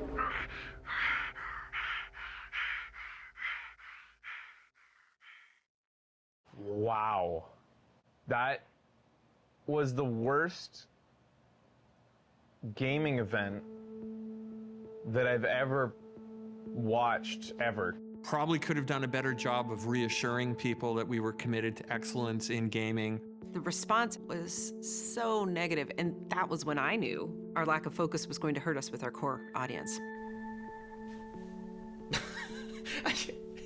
Angry Joe. The Newcastle reveal really was about showcasing the entertainment proposition that was going to come with the Xbox One. We knew that E3 coming up in a few weeks was about games. We'll talk about all games when we get to E3. In hindsight, definitely not the right decision. You don't tell console gamers to tune into something and then not show them the games. The next evolution of gaming is a voice remote control for your television. The Xbox One reveal had obviously underwhelmed fans, but Microsoft saw an opportunity to right the ship just 3 weeks later, on the game industry's biggest stage. This is an exciting day for our teams. And as we've been promising, it's all about the games. We're excited to share with you a stunning lineup of world premiere gameplay and announcements. The ball's in Microsoft's court, and they come out and they show some games. And then right at the end of their press conference, I remember looking up at the teleprompter. Xbox One will launch this November in 21 markets around the world at $499 in the US. $499. At the time, the ideal price point was $399. E questo è praticamente il You're in for a real struggle. La pietra tombale, se vogliamo. The issue was that with Xbox One, Don's view was the new Kinect was going to be required as part of the box. So it was no longer just a peripheral, like the original Kinect. Now you were going to be forced to buy one. This is a terrible mistake, a huge mistake. It definitely caused a disconnect. Why are you charging me more money? I don't want this. Kinect had so much promise. It just wasn't ever going to be a thing that hardcore gamers wanted. Especially when it upped the price by $100.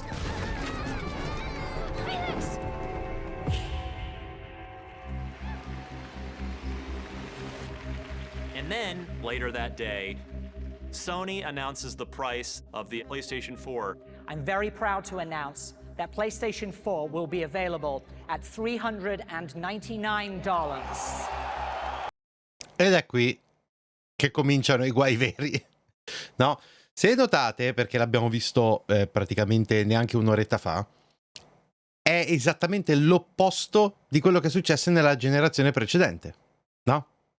In cui effettivamente Xbox aveva, la 360 aveva un prezzo più competitivo, se non altro al lancio, poi ci sono stati gli aggiustamenti.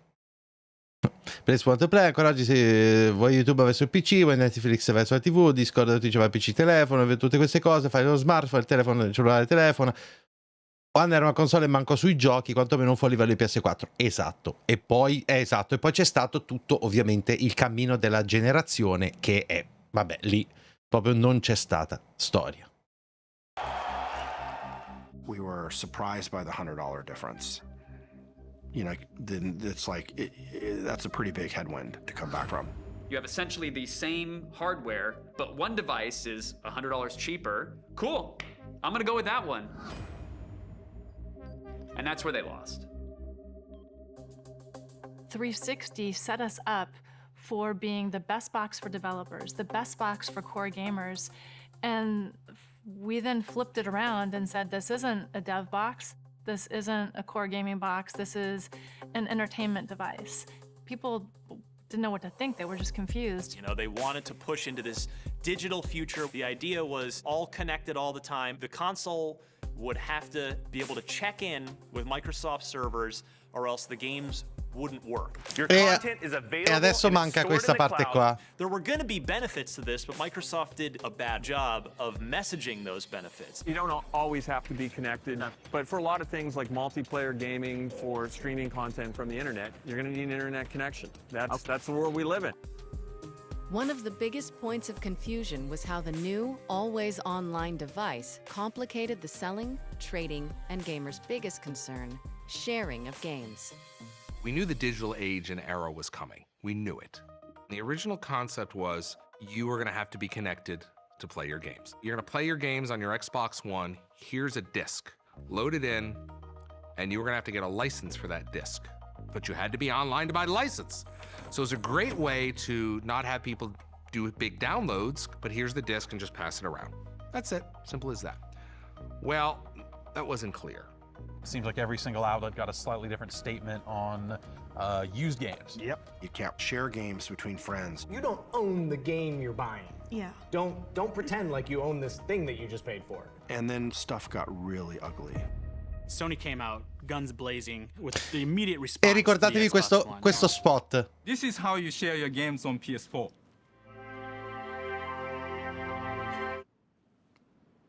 Thanks. One person just hands another person a disc. Because you weren't going to be E able to questa do è that stata with this proprio la always online pernacchia. Xbox One. Your game is your game, you own it, you can sell it, you can trade it in. That was brutal. Sì, è proprio brutale sta cosa.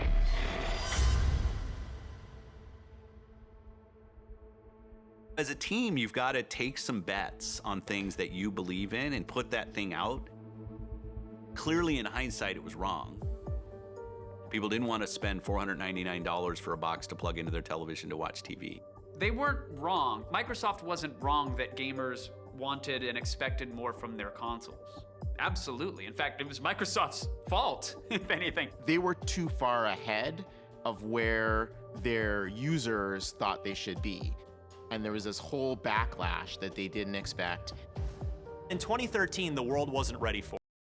Nel 2013 il mondo non era pronto. Questa l'ho sentita spesso, ma non era solo questo. Dice, con One Microsoft sbagliò perché penso che la Connected Life fosse un concetto legato all'hardware, col Game Pass ha capito che è un concetto legato al servizio. Stesso servizio su qualunque device è stato successo Game Pass. Esatto. Però vabbè, il 2013 questa davvero non si poteva fare come cosa. E tipica Major USA, mica tanto, perché altre invece hanno fatto tutt'altra strada, effettivamente. E non sto parlando solo del mondo dei videogiochi. E qui hai fatto esattamente il passo falso. Ma non è finita, perché purtroppo non è solo il fatto di avere un concetto che effettivamente era un po' troppo avanti per l'epoca. Alcune cose erano proprio sbagliate e non sono state digerite per niente bene. Qui magari si poteva pensare che non fosse chiaro, ma adesso vedete che alcune cose invece sono chiare come. For it. We got pushback from consumers, from some journalists, questioning whether we'd made the right choice as a company. It was a valid criticism, but it was a very binary choice, and we chose to bet on online. It was a dark moment for us, and very, very, very painful.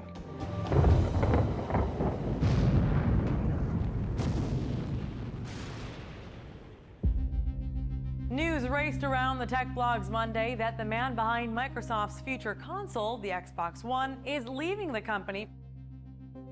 I wish that I would have had an opportunity to stay to execute on the vision and the capabilities that the team had created. But I ended up in the summertime announcing that I was going to be leaving. I just remember getting an email from Steve Ballmer that essentially said, Don Matrick has left. Anzi, va, aspetta, andiamo avanti un altro pezzo. I think we all just sort of looked at each other and were like, okay, so what happens now? There was no fear, no failure. But the rules have changed.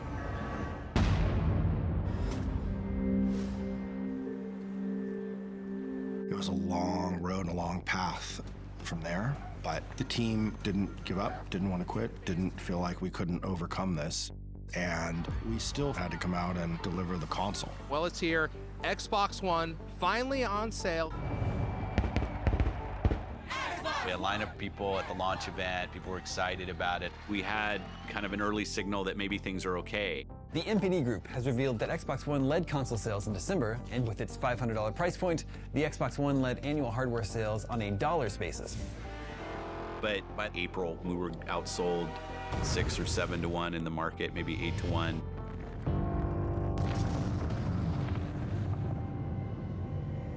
This was really bad, like catastrophic bad.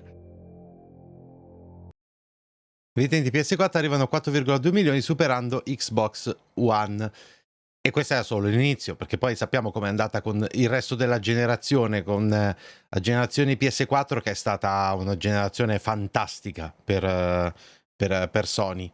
Che per carità è partita un po' lentamente, perché all'inizio su PS4 non c'erano tanti giochi, è stata una delle critiche principali, ma poi si è popolata. E come se si è popolata? Xbox invece rimaneva lì, chiaramente consapevole di aver fatto un passo sbagliato e non sapendo bene come e dove muoversi. Nel mentre Don Matrick se ne va da Zynga, esatto, ve lo ricordate? E quindi un po' sperduti, diciamo così. Posso fare la domanda, portatore di Microsoft riuscisse a convincere solamente che passa su PlayStation aveva ancora senso produrre Xbox? Onestamente non penso che succederà, ma questo tipo di passi sono ancora un po' prematuri, le persone sono ancora legate alle console per tanti motivi diversi, alcuni più validi, alcuni meno, alcuni più legati a una necessità pratica, altri più a un'abitudine, una nostalgia. Zynga quelli Candy vabbè, no, non è Candy Crush, è vabbè, quelli di giochini di Facebook praticamente, sì, quelli di giochini, sì, proprio quelli là. E è questo momento piuttosto bruttino. Se vi ricordate, ragazzi, io ho fatto un approfondimento un po' di tempo fa, un video che si chiama Quando Xbox fu quasi cancellata. È più o meno questo periodo qui, ovvero il momento in cui Xbox One stava fallendo così miseramente. Ibros, ciao, grazie mille del follow, che alcuni del board di Microsoft pensarono seriamente di chiudere la divisione gaming. Cioè era un'idea concreta che stava venendo presa in esame. Già. E fu la testardaggine di Phil Spencer e di Satya Nadella, l'allora CEO, che effettivamente riuscì a ribaltare la situazione, ma il futuro di Xbox in quel momento fu davvero in in pericolo. Balmer non è solo lui, a dire la verità. The reality is, when you have moments like this, the future of the brand is at stake. Sì, You question whether or not you're going to be here in 5 years. It's never a given that you're going to get to make another generation of a console. Brands die every day. No one's playing on an Atari anymore. Like, nobody is playing on a Sega Esatto. Genesis. We felt like our Pensate future was alla fine che ha fatto I think Sega, Microsoft che era learned the hard una way. dei grandi brand di console di decenni Take fa. your eye off the ball. And if you don't put gamers and games at the center of your ambitions, it's going to come back and bite you. Our fans had lost faith. It's collapsing. How do we re-earn the trust of customers? One thing that was very clear, more of the same was not going to work. Today, Microsoft has announced that Microsoft Studios corporate vice Quindi sta president facendo un lavorone, sono d'accordo. Certo che... Oh, e qui è il momento in cui Phil Spencer diventa capo di Xbox. Shattered, and Phil was pulled out and put in to right the Xbox ship that Il Yoshida di Microsoft, questo è. Dice, ok, è un casino in verecondo. Forza, pam, tasto d'emergenza, tirate fuori l'uomo che deve tirarci fuori da questo casino. was sinking. He was there early days, studied under Ed Freeze, so he knew exactly what made the original Xbox work. He was a gamer, but he was also a longtime Microsoft guy, so he's sort of the perfect hybrid. He is a proxy for gamers. They believe in Phil. I play lots of games with Phil on weekends and evenings, and he's always thinking about the player first. Having someone lead the platform who comes from that place. It was a big turning point for us. We needed somebody that could lead us, that we trusted. We cared about the team. I had no training in running a team of that size or the platform team or the hardware team. So I knew that it would be a challenge. One of the things that was really hard about the Xbox One launch Lasciando campo aperto per un anno a Sony e Nintendo. Questa è una cosa che io credo l'anno prossimo inizieremo a vedere un po' qual è la realtà dietro a questo piccolo vuoto che c'è stato. make gamers happy. So I knew we had to get the team on board. We have to believe in why we're here. The first thing that Phil did was he went after culture. I wanted to try to continue to see Xbox be an important brand in gaming, but it's not just about me. As a leader, you realize that if we can't empower our great people to do great things, that we should give up. I knew that this effort would take the entire team, and it was going to be incredibly hard. Nintendo poi mese dopo mese fa uscire cose nuove. La vera sfida di Nintendo sarà fra 2 o 3 anni, secondo me. Launched a plan to pull back from the edge of console obscurity. Xbox had a lot of plates to spin. They had to gain the trust of developers, they had to make a statement with the gamers, reverse all the messaging that they made, and that's not a switch that you flip overnight. That can take years. Years. I don't think there was a question around where I wanted to focus. We know that day one customer every year has to be the gamer. You expand from that gaming audience out. With Phil being in charge, it sort of cemented putting a game face back on Xbox. Marty, big news today. Continua a vedere Xbox come un brand importante, fateci caso, non parla di console, non parla di brand Xbox. Sì, questo è chiaro già da un po', effettivamente. One of the decisions that we had made is that we were going to offer Xbox One without Kinect and lower the price by $100. This is what everyone wanted. Ok, il brutto è che da un punto di vista comunicativo Microsoft, quindi in Europa e in Italia, non spinge la sua punta di lancia Game Pass. Io credo che abbiano in mente una sorta di step comunicativi. Io credo, sto iniziando a pensare che sappiano che al momento Game Pass è una ottima offerta. In realtà ci sono parecchi abbonati anche in Italia, ma per ora c'è ancora questo attaccamento culturale al brand PlayStation in Europa, soprattutto in Italia, e sarà difficile, diciamo, vincere questa cosa. La si può ottenere con un'offerta incredibile, e quindi quello che hanno fatto è Game Pass, migliorare volta per volta. Costituzione di Microsoft Studios è praticamente scalare la marcia. Scalare la marcia richiede un po' di tempo. Secondo me il punto cardine dell'offerta Xbox avverrà l'anno prossimo o fra 2 anni. Secondo me è quello il momento in cui vedremo veramente arrivare la ciccia e vedremo il Game Pass nelle sue vere potenzialità, perlomeno in prima battuta. Io credo che ancora sia un po' adolescente il Game Pass, credo che ancora abbia della strada da fare. Se ci pensate, ancora non sono pronte non sono pronti i client. Il client di Game Pass per il PC è fuori dalla beta da relativamente poco. Il client di xCloud ancora non è per tutti e il client di xCloud adesso, quello diciamo non per gli insider, su PC ancora non ha il supporto per mouse e tastiera full. Capite? Quindi io credo che ci voglia ancora molto. Stanno facendo un'app per le smart TV, ma per ora sono ancora poche. Si vocifera di questo device, ormai è ufficiale, anzi, di questo device che sarà una sorta di Chromecast, ma ancora non c'è. Quindi io credo che ci voglia ancora un po'. Per ora ancora non riesce a essere competitiva al cuore delle persone. Però diciamo che stanno tirando la fionda, nel senso che la palla di cannone esiste, la stanno creando.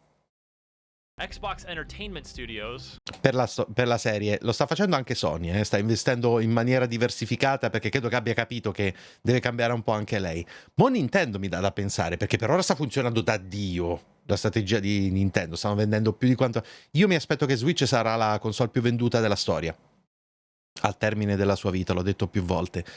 Però poi nel momento in cui avrà di fronte un, che ne so, cloud gaming sempre più diffuso, una richiesta di giochi con certe prestazioni anche dalla sua utenza, eccetera, eccetera, come farà? Questa è una sfida. Non ho una risposta qui, ragazzi.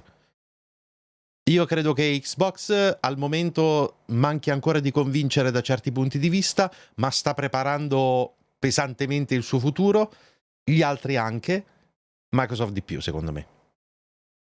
which is better known as the TV division, has been shut down. Shutting down Xbox Entertainment Studios was really just trade-offs we had to make. All of the investments that you're making in that entertainment, the movies, the TV shows and things, are going to come at the expense of making the same investments in games. Questa, ragazzi, è una cosa di cui voglio parlare un secondo prima di andare avanti, ovvero guardate che cosa ha fatto Xbox. E adesso ditemi se vi sembra familiare di una cosa abbastanza recente. Ha fatto la mossa per coprire un po' tutto l'intrattenimento, creando anche gli studios Xbox per l'intrattenimento e quindi per produrre film e serie TV. Poi è andata malissimo e l'hanno dovuta chiudere. Come mai, secondo voi? E come mai questa cosa vi ricorda gli studi di sviluppo videogiochi che sono stati prima aperti da Google per i giochi in esclusiva Stadia e subito dopo chiusi? Perché entrare, come ha dimostrato la storia di Xbox all'inizio, cioè la prima Xbox e la 360, entrare di prepotenza in un mercato che non è il tuo non è una cosa facile. Non si può fare così. Questi vogliono fare una scatola per l'intero intrattenimento e fare degli studios quando c'è gente che è da decenni che ha un know-how, una fiducia, un brand nel pubblico. Pensate a tutte le case di produzione cinematografiche, tutti i film, le serie TV che escono. C'è gente che fa questo mestiere da decenni e decenni. Mo arrivi tu un bel giorno e pensi di aggiungerti così perché girano dei soldi? No. Ci vuole un certo know-how. Ci vuole un know-how importante per entrare in un nuovo mercato e avere successo. Questa è una cosa che le aziende ancora ogni tanto faticano a capire. E questo è il momento in cui Xbox l'ha dovuta imparare male questa storia, perché semplicemente non stava funzionando. E infatti con la dirigenza di Phil Spencer hanno deciso di chiudere completamente quella divisione là. And we still had more games we needed to make. Microsoft has announced a new platform for independent developers looking to bring their games to Xbox One. Game content is the thing that's going to drive our success as much as anything else that we do. We needed external independent developers to be successful on our platform. Independent developers have fundamentally changed the way we play games this generation. The smartest move that Microsoft made was they took Chris Charla, who was a developer, and said, we're going to allow self-publishing, and this is the guy who's going to really help that. Players don't care if it's from a big company or a single person. They just want to play fun games. And our job as a platform holder is to make that happen. This is a guy Questa è who's stata a una developer, gran bella smart mossa per guy, He Xbox. understands the community. He's been there himself. He was great in that role. Major League Baseball publishes a baseball game through the ID at Xbox program. Fortnite from Epic came through the ID at Xbox program. We have the ability to get, our small, cool little ideas up on the big screen. It's just an amazing experience that none of us really saw coming. Back when Microsoft said Phil's going to be in charge, our faith went way up that things were going to change, and then right away they did. And then when Microsoft showed that they were making these moves, you were like, this has all the opportunities to really go the right way, but the gamers were still upset. And you're like, well, look, it's a big ship, but the changes they just made, give them a chance. While lowering the price of Xbox One and reprioritizing developers were major steps towards getting back into the good graces of gamers, a desire to enlist an entirely new generation of players inspired Xbox to go somewhere it had never been before. Let's go to a place where everything is made of blocks, where the only limit is your imagination. The team said, how many kids have their first experience with any video game with mom or dad's cell phone in the back seat playing Minecraft? The company best known for Windows and word processors will pay $2.5 billion for Swedish game developer Mojang. That is the company L'acquisto di behind the Mojang è wildly stata una mossa, ragazzi, ever popular Minecraft game. che ha terrorizzato. Esatto. Right after the acquisition, all of the public perception when you read about it in the press was that evil Microsoft was going to come ruin Minecraft. Esatto, esattamente quello stavo per dire. Minecraft and just keep that pure experience. There was an assumption, again, that old console war thinking that Microsoft would pull it off of any platforms that weren't Windows or Xbox. And there certainly could have been a decision that, look, we just paid a bunch of money Esatto, for this game. sì. We needed to go Ancora sono Xbox, d'accordo, so from assolutamente. now on, the only place you're going to be able to play Minecraft is on Xbox. There's got to be something bigger going on here. But I'm grateful that Phil Spencer understood Poca visibilità ai di Xbox alla stampa. Più che altro dovrebbero fare una selezione un po' più breve, cioè che ci sono tanti titoli molto carini, alcuni di più, alcuni di meno. Bisogna fare una sorta di top. Prendere quei titoli che hanno veramente il potenziale di attirare e Whether you're playing on an Xbox, PlayStation, an Android, iOS device, our goal is to continue to evolve and innovate with Minecraft across all those platforms. The decision to make Minecraft accessible across all platforms surprised the industry. But Xbox had something on the horizon that would upend it. Wondering what's going on, eh? Wonderful. Let's get started. With all of the things that we're trying to go do, creating Game Pass was a decision that was going to be disruptive to the industry. Oh, hey! Game Pass was the first service where you'd have access to a library of games and you could download and play the games in their full fidelity locally. We heard from people who said buying multiple $70 games is actually just economically not possible. And people wanted to play across devices. With Game Pass, you now have a shared library with your friends, and you can just decide to say, hey, let's go jump on and play this. What we learned as part of it was kind of not necessarily something we do at the beginning, but became this part of the journey, is it also created enormous value for publishers. Developers that might not have had the front row or front seat, they're in there, and they're on the same level as Halo. Questa è una cosa veramente importantissima. Secondo me qua nel documentario siamo quasi a metà dell'ultima puntata, sono passati a Game Pass un po' troppo facilmente. Qui avrei davvero preferito che approfondissero un po' che cosa ha portato alla decisione di creare e poi spingere il Game Pass. Tutto il ragionamento sarebbe stato veramente fighissimo da ascoltare, secondo me, però è veramente una cosa dirompente questa qui. Questa veramente è una cosa dirompente, secondo me. E una delle cose belle del Game Pass, una delle cose che mi piace di più, per esempio, il Game Pass, ma anche di altri abbonamenti, per carità, è che tu hai un abbonamento che comprende tante cose. Si parla tanto dell'attrattiva dell'abbonamento in sé, si parla un po' meno di quello che succede una volta che l'abbonamento ce l'hai e cominci a spulciare. Nella mia community, che tutto sommato è abbastanza piccola, mi è capitato più volte di sentire delle persone dire: «Oh, ma sai che mi sono accorto dell'esistenza di questo gioco, no?» Di cui non avevo mica mai sentito parlare prima, perché non gli è stata data molta attenzione, e magari è un gioco indie che è nel Game Pass, e però è veramente bello, è una gran perla, effettivamente. E quindi, tramite il Game Pass, scoprono questo gioco e lo giocano, e diventa un valore aggiunto per il Game Pass, attraverso gli utenti. E quindi, se volete, è una sorta di passaparola di un gioco che normalmente non avrebbe il potenziale di funzionare tramite il passaparola, perché non ha l'attrattiva di tante persone inizialmente che manco lo sanno che esiste quel gioco, ma che una volta scoperto attraverso l'abbonamento, che stanno già pagando, ne parlano ad altre persone dicendo: «Ho scoperto un sacco di cose fighissime», e questo porta altre persone ad abbonarsi, non parlando dei soliti titoli.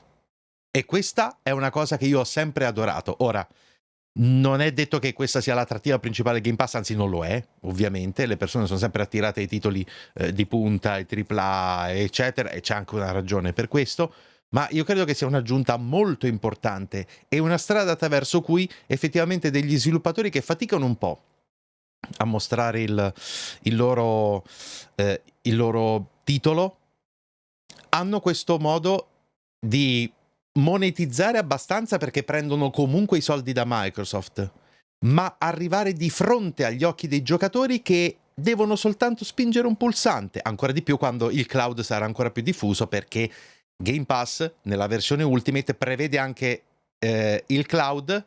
E questo mi porta a dire, secondo me, ma questa è una mia previsione, che il cloud gaming di Microsoft sarà il migliore da qui a breve, quando sarà veramente completo e con tutte le offerte possibili e immaginabili. E quindi questi giochi avranno modo di essere scoperti. Ci sarà la scoperta degli indie di nuovo.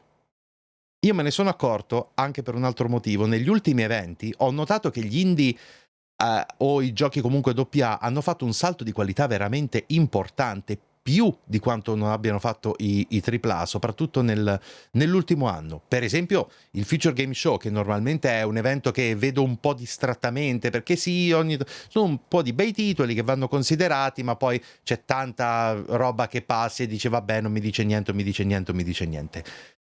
Quest'anno invece il Future Game Show ha mostrato un sacco di giochi e non c'era praticamente nessun gioco che stavo dicendo «Oh, è proprio brutto, questo non mi attira per niente». Anche i giochi che mi attiravano meno comunque dicevo «Oh, però sembra ben fatto, magari provarlo sarebbe il caso». E quindi io credo che ci sia un sacco di offerta pronta lì in agguato, e il tipico gioco che potresti ritrovare nel Game Pass già incluso, e quindi hai effettivamente anche questo. È una cosa che ancora deve funzionare per come, secondo me, Phil Spencer e gli altri l'hanno pensata, ma io credo che questo meccanismo da qui a un po' di tempo funzionerà sempre meglio. When you're building a game, if you're not a known IP, it's really easy to get lost. The biggest thing about Game Pass is the amount of players. I can put a game into Game Pass. Gli indici in realtà sono il rinascimento videoludico. Questo sì, questo è già vero da anni. Io sto parlando però di un ulteriore passo avanti che veramente inizia a essere importantissimo. Vuol dire che, aspetta, faccio un attimo pausa, poi non vi fermo più ragazzi, perché sennò rimaniamo troppo fermi a parlare di cose che esulano un po' dal significato del documentario. Però secondo me qui sul Game Pass hanno lesinato un po', bisognava parlarne di più, maledizione. Queste cose qua, cioè la rivoluzione indie c'è già stata ragazzi, ormai alcuni giochi se ne parla veramente tanto e hanno fatto la fortuna da indipendenti, quindi la rivoluzione indie c'è già stata. Io sto parlando di un'altra cosa ancora, io sto parlando del secondo capitolo della rivoluzione indie, dove non solo ha un gruppo di sviluppatori indipendenti nutrito promettente, tutto quello che volete, è riuscito a farsi strada nel mare magnum, ma anche i giochi di, tra virgolette, secondo livello, proprio quelli sviluppati da poche persone, hanno raggiunto un livello di qualità, di ispirazione e di competitività adeguato per essere a pieno diritto nella libreria di un giocatore, di un servizio come il Game Pass, e non sfigurare assolutamente accanto a titoli come i AAA che già conosciamo da sempre. Per esempio, oltre al Future Game Show, sono rimasto molto sorpreso anche dall'evento di Devolver, che ha mostrato una manciata di giochi, se vogliamo, e sì, è vero, Devolver è nota per queste cose qui, avere come publisher quasi solo piccole perle, cioè è raro trovare un gioco brutto di Devolver, ma quest'anno, ragazzi, hanno mostrato delle cose che hanno una qualità veramente stellare. Io lo dico sempre, mese prossimo, ragazzi, Cult of the Lamb. Io l'ho provata, ho provato la demo. Vi prego, fatelo. Andate a provare la demo di Cult of the Lamb. E ce n'è un altro che è The Plucky Squire, sempre di Devolver, che sembra essere fatto in una maniera... Cioè, vedo un salto di qualità anche in giochi un po' più secondari ancora, che offrono una varietà di cose che è... Francamente, se una bella manciata di questi arrivano nel Game Pass, come credo che sarà per davvero, ragazzi, ce n'è veramente per tutti. Play more games. It's just like flick, flick, flick. Oh yeah, I'll play this one for a while. And now you see other companies considering and moving in faster to the Game Pass model. Game Pass is probably the future of how we distribute games.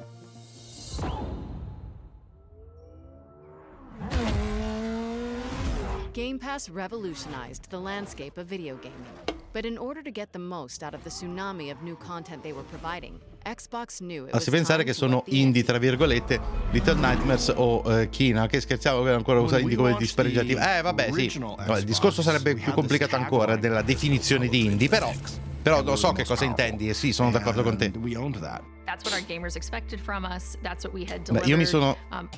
Ultimissima, lo prometto, 10 secondi. Io mi sono tolto completamente qualsiasi vena, anche solo lievemente dispregiativa riguardo agli indie, da quando ho giocato Ori and the Blind Forest, che per carità, è vero, ha avuto un inizio come studio completamente indie, quello dei Moon Studios, poi hanno avuto i soldi da Microsoft per continuare a sviluppare il gioco, ma sostanzialmente hanno avuto un aiuto nella seconda parte dello sviluppo, diciamo, di denaro, ma è una cosa che puoi ottenere anche con un buon crowdfunding, d'accordo?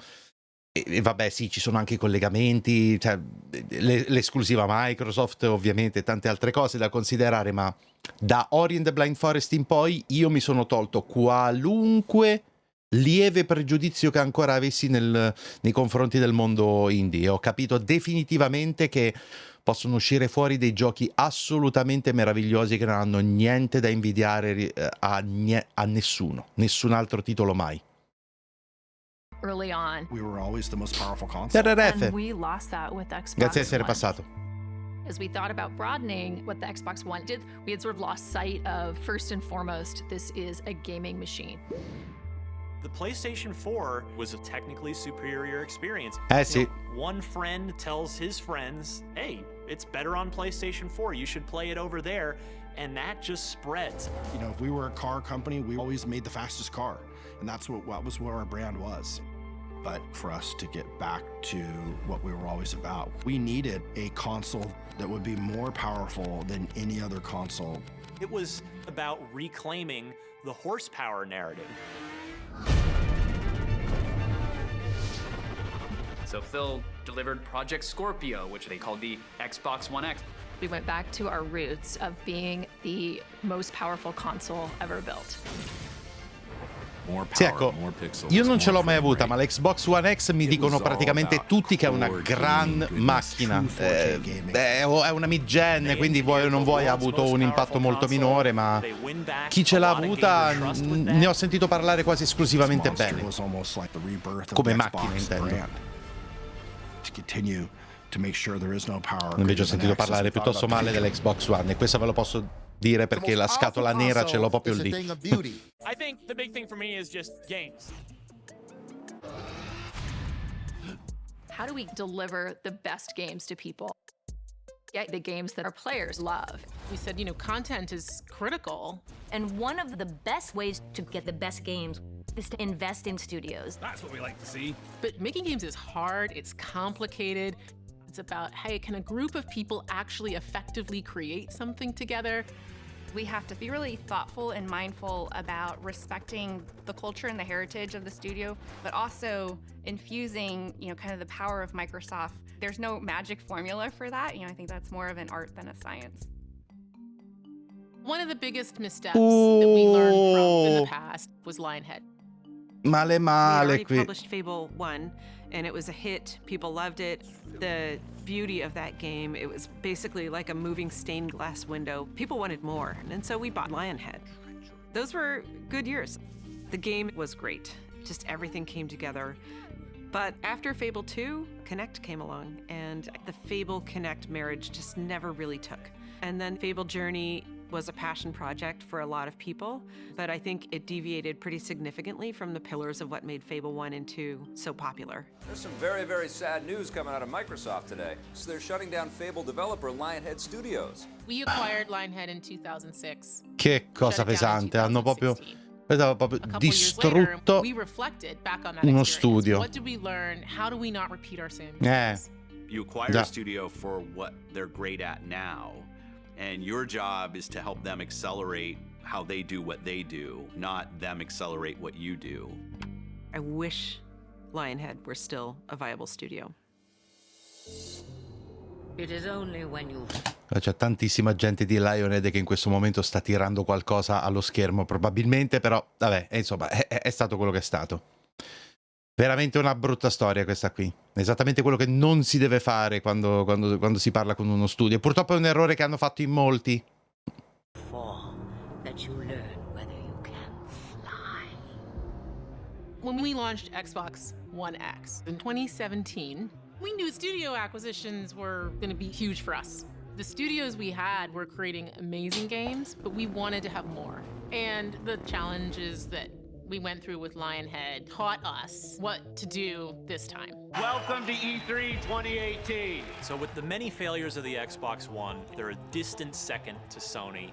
But to their credit, they had been doing everything right. The potential is there at E3 2018 to regain that foothold in the upcoming next generation. We know that exclusive games from our Microsoft studios are what originally turned so many of us into Xbox fans. The first and greatest instance of us showcasing what we do for players is what we do with our studios.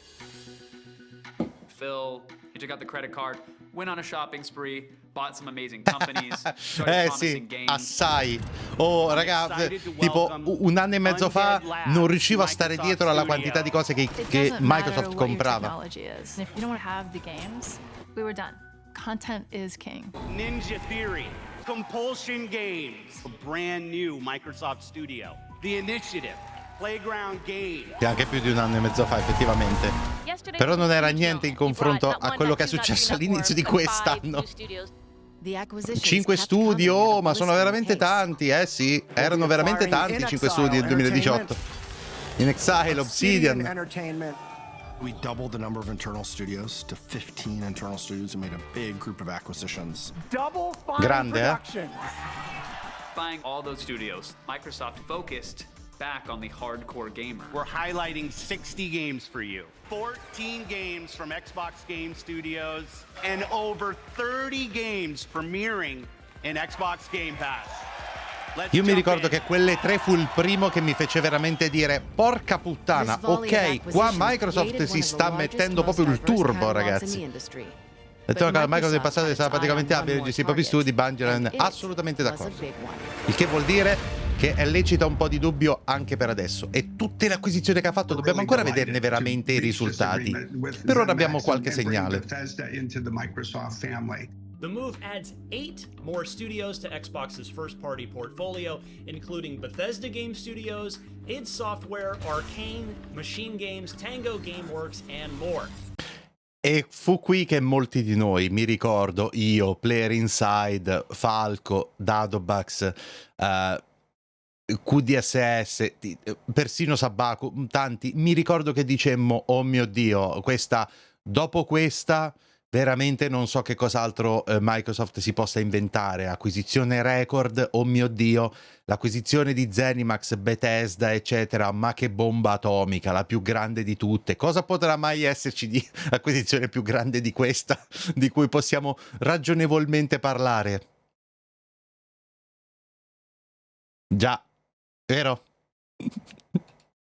What you really see us doing is broadening the opportunity for people to participate in what is one of the world's greatest entertainment and leisure time activities. It's a game changer because it's bigger than anything else we've ever done in gaming. It's the third largest acquisition in Microsoft's history, which still blows my mind. Ma leggete bene qua. Microsoft presto possiederà The Elder Scrolls, Doom e Fallout. Let that sink in, dice... Dicevo, fate risuonare nella vostra mente questa idea. Terribile, vero? Oh mio Dio, quanto uno potrebbe mai aver pensato a una cosa del genere? E adesso invece stiamo ancora abituandosi al fatto che Microsoft, se tutto fila liscio, e mi aspetto che così sarà, a breve sarà effettivamente quella che possiede Call of Duty, World of Warcraft, eccetera, eccetera. And so now more than ever, like our commitment to games is absolute. E insomma, diciamo che hanno invertito la tendenza. Was also absolute. E quella di Activision Blizzard è stata una delle più grandi acquisizioni la più grande della storia dei videogames, ma anche una delle più grandi acquisizioni in assoluto. A lot of expectations on the internet for things. There are lots of rumors, lots of leaks. It's pretty rare, I think, nowadays that any new tech doesn't leak and like nobody knows that it's coming. And then sometimes there's surprises that come out of nowhere. Enjoy this. Me lo ricordo. Eravamo là che guardavamo. Dream any dream you wanted to dream. A lot of dreams. And that you could have the power. I don't think anybody saw it coming. It was something completely unexpected. Posso far notare un'altra cosa? Microsoft ha messo nel suo documentario i video reaction di tanti streamer.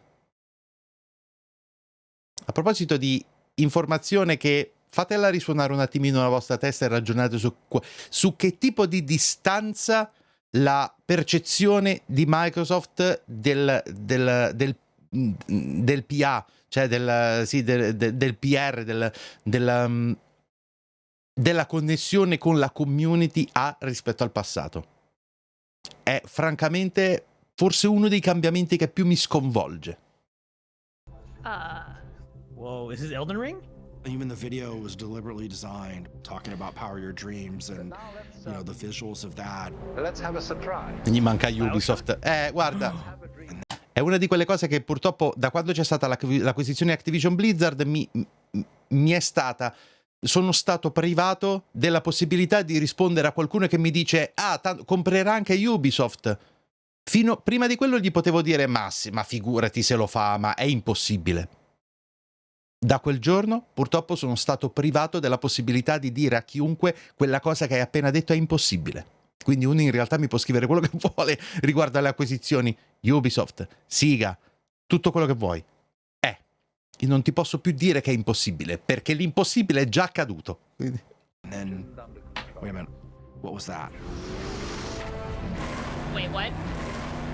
I just saw a car race through, and then there's like a soccer scene, and then by the time I saw Master Chief...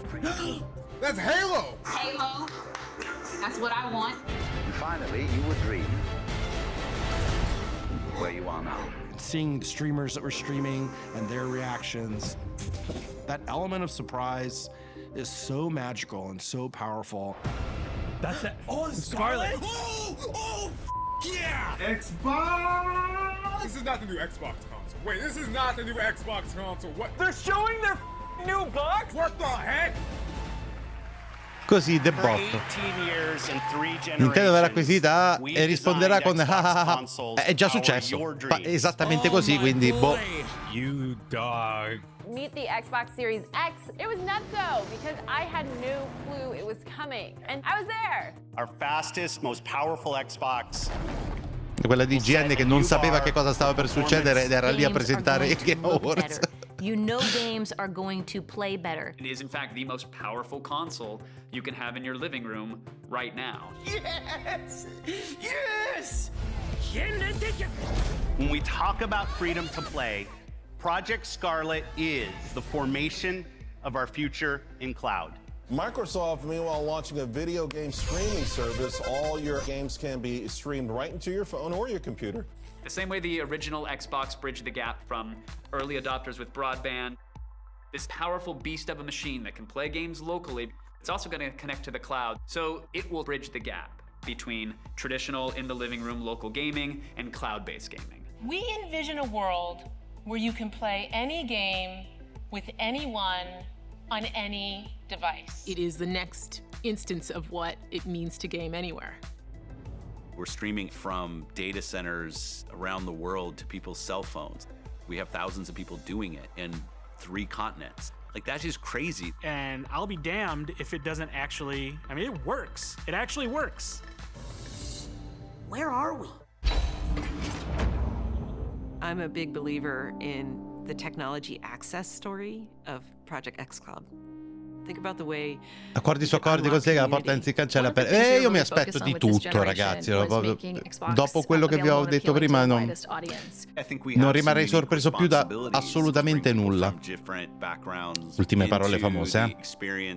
Ho detto la stessa cosa con Bethesda. We need to have the right services and content and creators building things for all kinds of players.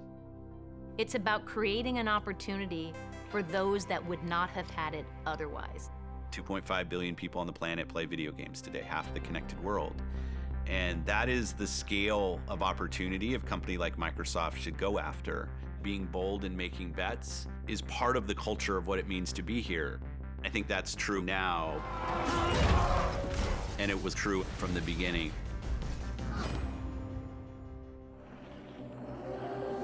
Where are we going? Back to where it all began.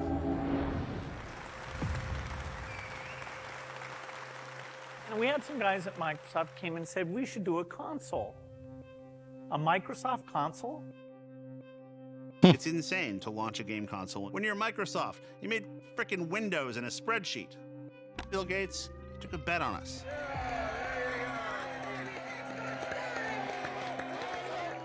Being able to do something very different and revolutionary was where you were getting our energy from. Are you ready? If you think about where we were 20 years ago, when I first moved into the games group, my dad was horrified because gaming wasn't a career and gaming was something that nobody did. One of the most incredible things is this turning point in how gaming is viewed. That evolution of people suddenly seeing the value of the community that comes with gaming. There's a fundamental change to the way we think about human interaction. There he is. We can have deep, meaningful relationships with people the world away that we've never met in person. Credo che però si fermerà per un po' dopo l'acquisizione Activision e per forza far uscire giochi. In parte sono d'accordo, ma penso che comunque siano tutti, non solo Microsoft, anche Sony, siano tutti con gli occhi molto aperti riguardo al circondario e appena vedono un'opportunità. The pandemic got people to rethink how they think about video games. Children can sit and play Minecraft with friends and build and create something and connect. And at the core, that's what Xbox is about. As Xbox continues to grow, I think it's going to continue to shape the future of the gaming community. It goes beyond how many units they sold. It goes beyond which generation they... Oh, quell'immagine, il nuovo gioco di Rare, madonna, non vedo l'ora di saperne qualcosa in più, purtroppo abbiamo saputo poco. And I want Xbox to be around forever. And I want to be able to look back on it and say, we really use this opportunity to shape culture. So I'm announcing the Xbox, the future of console gaming, a whole new platform that all of you are going to take in directions that we can't even imagine. And the empowerment that comes out of this is going to be amazing. The power of X.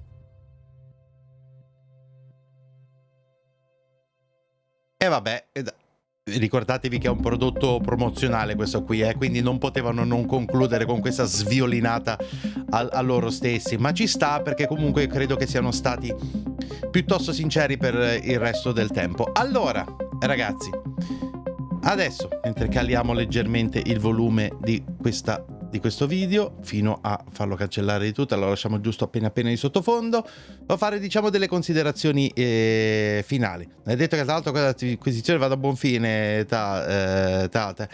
secondo me sì, secondo me se si sono esposti così tanto ad annunciarla io sono piuttosto sicuro che andrà a buon fine, solo che è una roba grossa, forte, e quindi tutti gli organi competenti stanno controllando che non ci siano rischi per la concorrenza, che tutto fili liscio, eccetera, eccetera. Ok. Quindi sì, io sono pronto a scommettere che andrà a buon fine. Sì. E dopo che tutti i procedimenti burocratici andranno avanti, come è anche giusto che sia da molti punti di vista. Quindi, a parte questo, onestamente, il documentario a me è piaciuto molto e l'ho voluto di fatto rivedere insieme a voi perché una volta io l'avevo già visto praticamente il giorno dell'uscita, perché io credo che sia una bella testimonianza su come il metodo comunicativo stia cambiando e come documentari del genere escano fuori da Microsoft con simili ammissioni di errori tecnici o anche soltanto di visione, e ammettere di aver fatto un casino infernale con Xbox One, di aver corso con Xbox 360 e aver poi ottenuto come risultato tantissime persone che hanno avuto il Red Ring of Death e aver dovuto spendere un sacco di soldi per rimediare a quell'errore, aver detto pubblicamente che la prima Xbox è venuta fuori in maniera quasi casuale e la stessa Microsoft non ci credeva per niente, giusto alla fine Bill Gates ha dato l'ok e poi alla fine ha supportato l'idea, e tutte queste cose mostrano un tipo diverso di comunicazione che io devo dire apprezzo.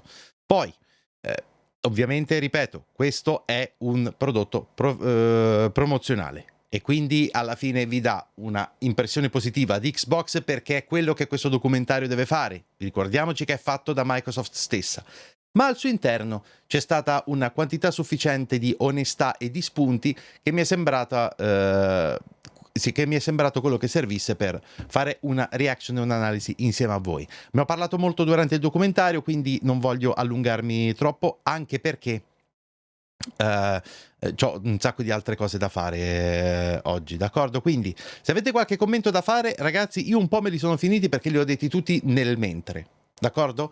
E posso soltanto dire che spero di vederne altri da altre aziende, che le aziende raccontino sempre di più alle persone comuni quello che sta succedendo, perché al di là dell'immaturità che su internet spesso noi vediamo da parte di molte persone, se escono fuori cose come queste, vuol dire che in realtà la maturità media delle persone la ritengono che si sia alzata al punto sufficiente da poter pubblicare senza vergogna una cosa del genere, e le persone comprendono in media, d'accordo? Parnei Domi, ciao, grazie mille del follow, benvenuto. Sapere una parentesi, ma quanto mi piacciono queste cose a persone che ho cominciato a giocare su Commodore MSX, ho giocato Sega, Nintendo, Atari, non aver mai fatto console war, penso che c'è chi è fanboy Sony, dice Xbox e caga, penso quanto sono fortunato a piacermi giocare e basta. Sì, perché sei una persona normale e non un decerebrato che fa tifo da stadio, da ultra, e si va a menare con le forze dell'ordine dell'internet per supportare una squadra o l'altra che non ha chiesto niente di tutto questo e neanche lo vorrebbe, e sta giocando sostanzialmente una partita diversa. Sì, quindi senza che mi ripeto su che cosa penso di questi imbecilli. Siamo tra maggiorenni, sì, di testa soprattutto.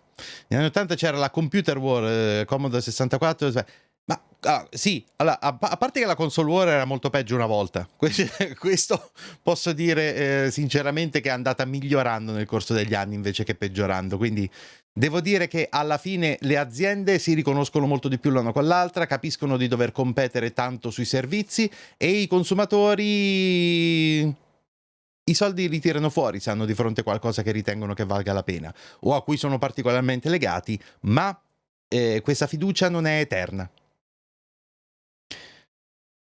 Quindi, c'era un'altra cosa, volevo dire. Dopo l'acquisizione lo cacciano. La sua assicurazione sulla vita. No, non penso. Penso che anzi Microsoft debba fare un monumento a Phil Spencer perché al momento è stato... la sua visione ha molto aiutato la divisione gaming di Microsoft a prendersi quote di mercato importanti. No. Sega verso Nintendo era veramente cattiva, altro che le scaramucce oggi. Assai. Ho letto recentemente, e vi prometto, lo dico da un po', vi prometto che farò la recensione, il libro di Dr. Game, e vi consiglio di leggerlo, è molto bello, e da quello si capisce proprio super chiaramente che tipo di sassate si tiravano una volta. Parlavamo di Kotick.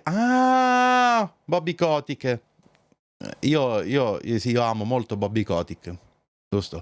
Sono convinto che sotto la sua guida Blizzard sia diventato uno splendore, infatti non ne parlo mai male per nessuna ragione al mondo e ho solo parole di bontà e di positività da rivolgere a quell'azienda. Sì, assolutamente. Amico di piedi rotolo, sì. Un amico con Spectrum e io avevo il C16. Vabbè. Ma confronti amichevoli o queste scaramucce ci possono pure stare. Deju, ciao! La pensi delle persone che parlano in corsivo? Io ho sentito solo vagamente questa cosa, mi è sembrata stupida e quindi ho scelto di non informarmi al riguardo, quindi non lo so.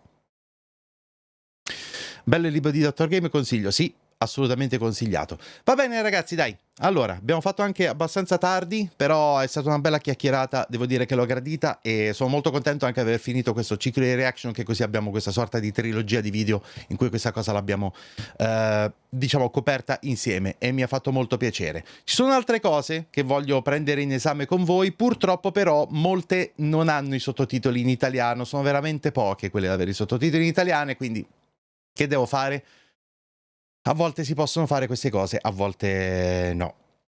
O meglio, dovremmo cominciare a farlo su qualcosa con i sottotitoli in inglese e poi ogni tanto mi fermo e farò una sorta di riassunto per chi l'inglese non lo conosce. Non vedo altra soluzione, è che ci sono alcune cose che veramente vorrei mostrarvi.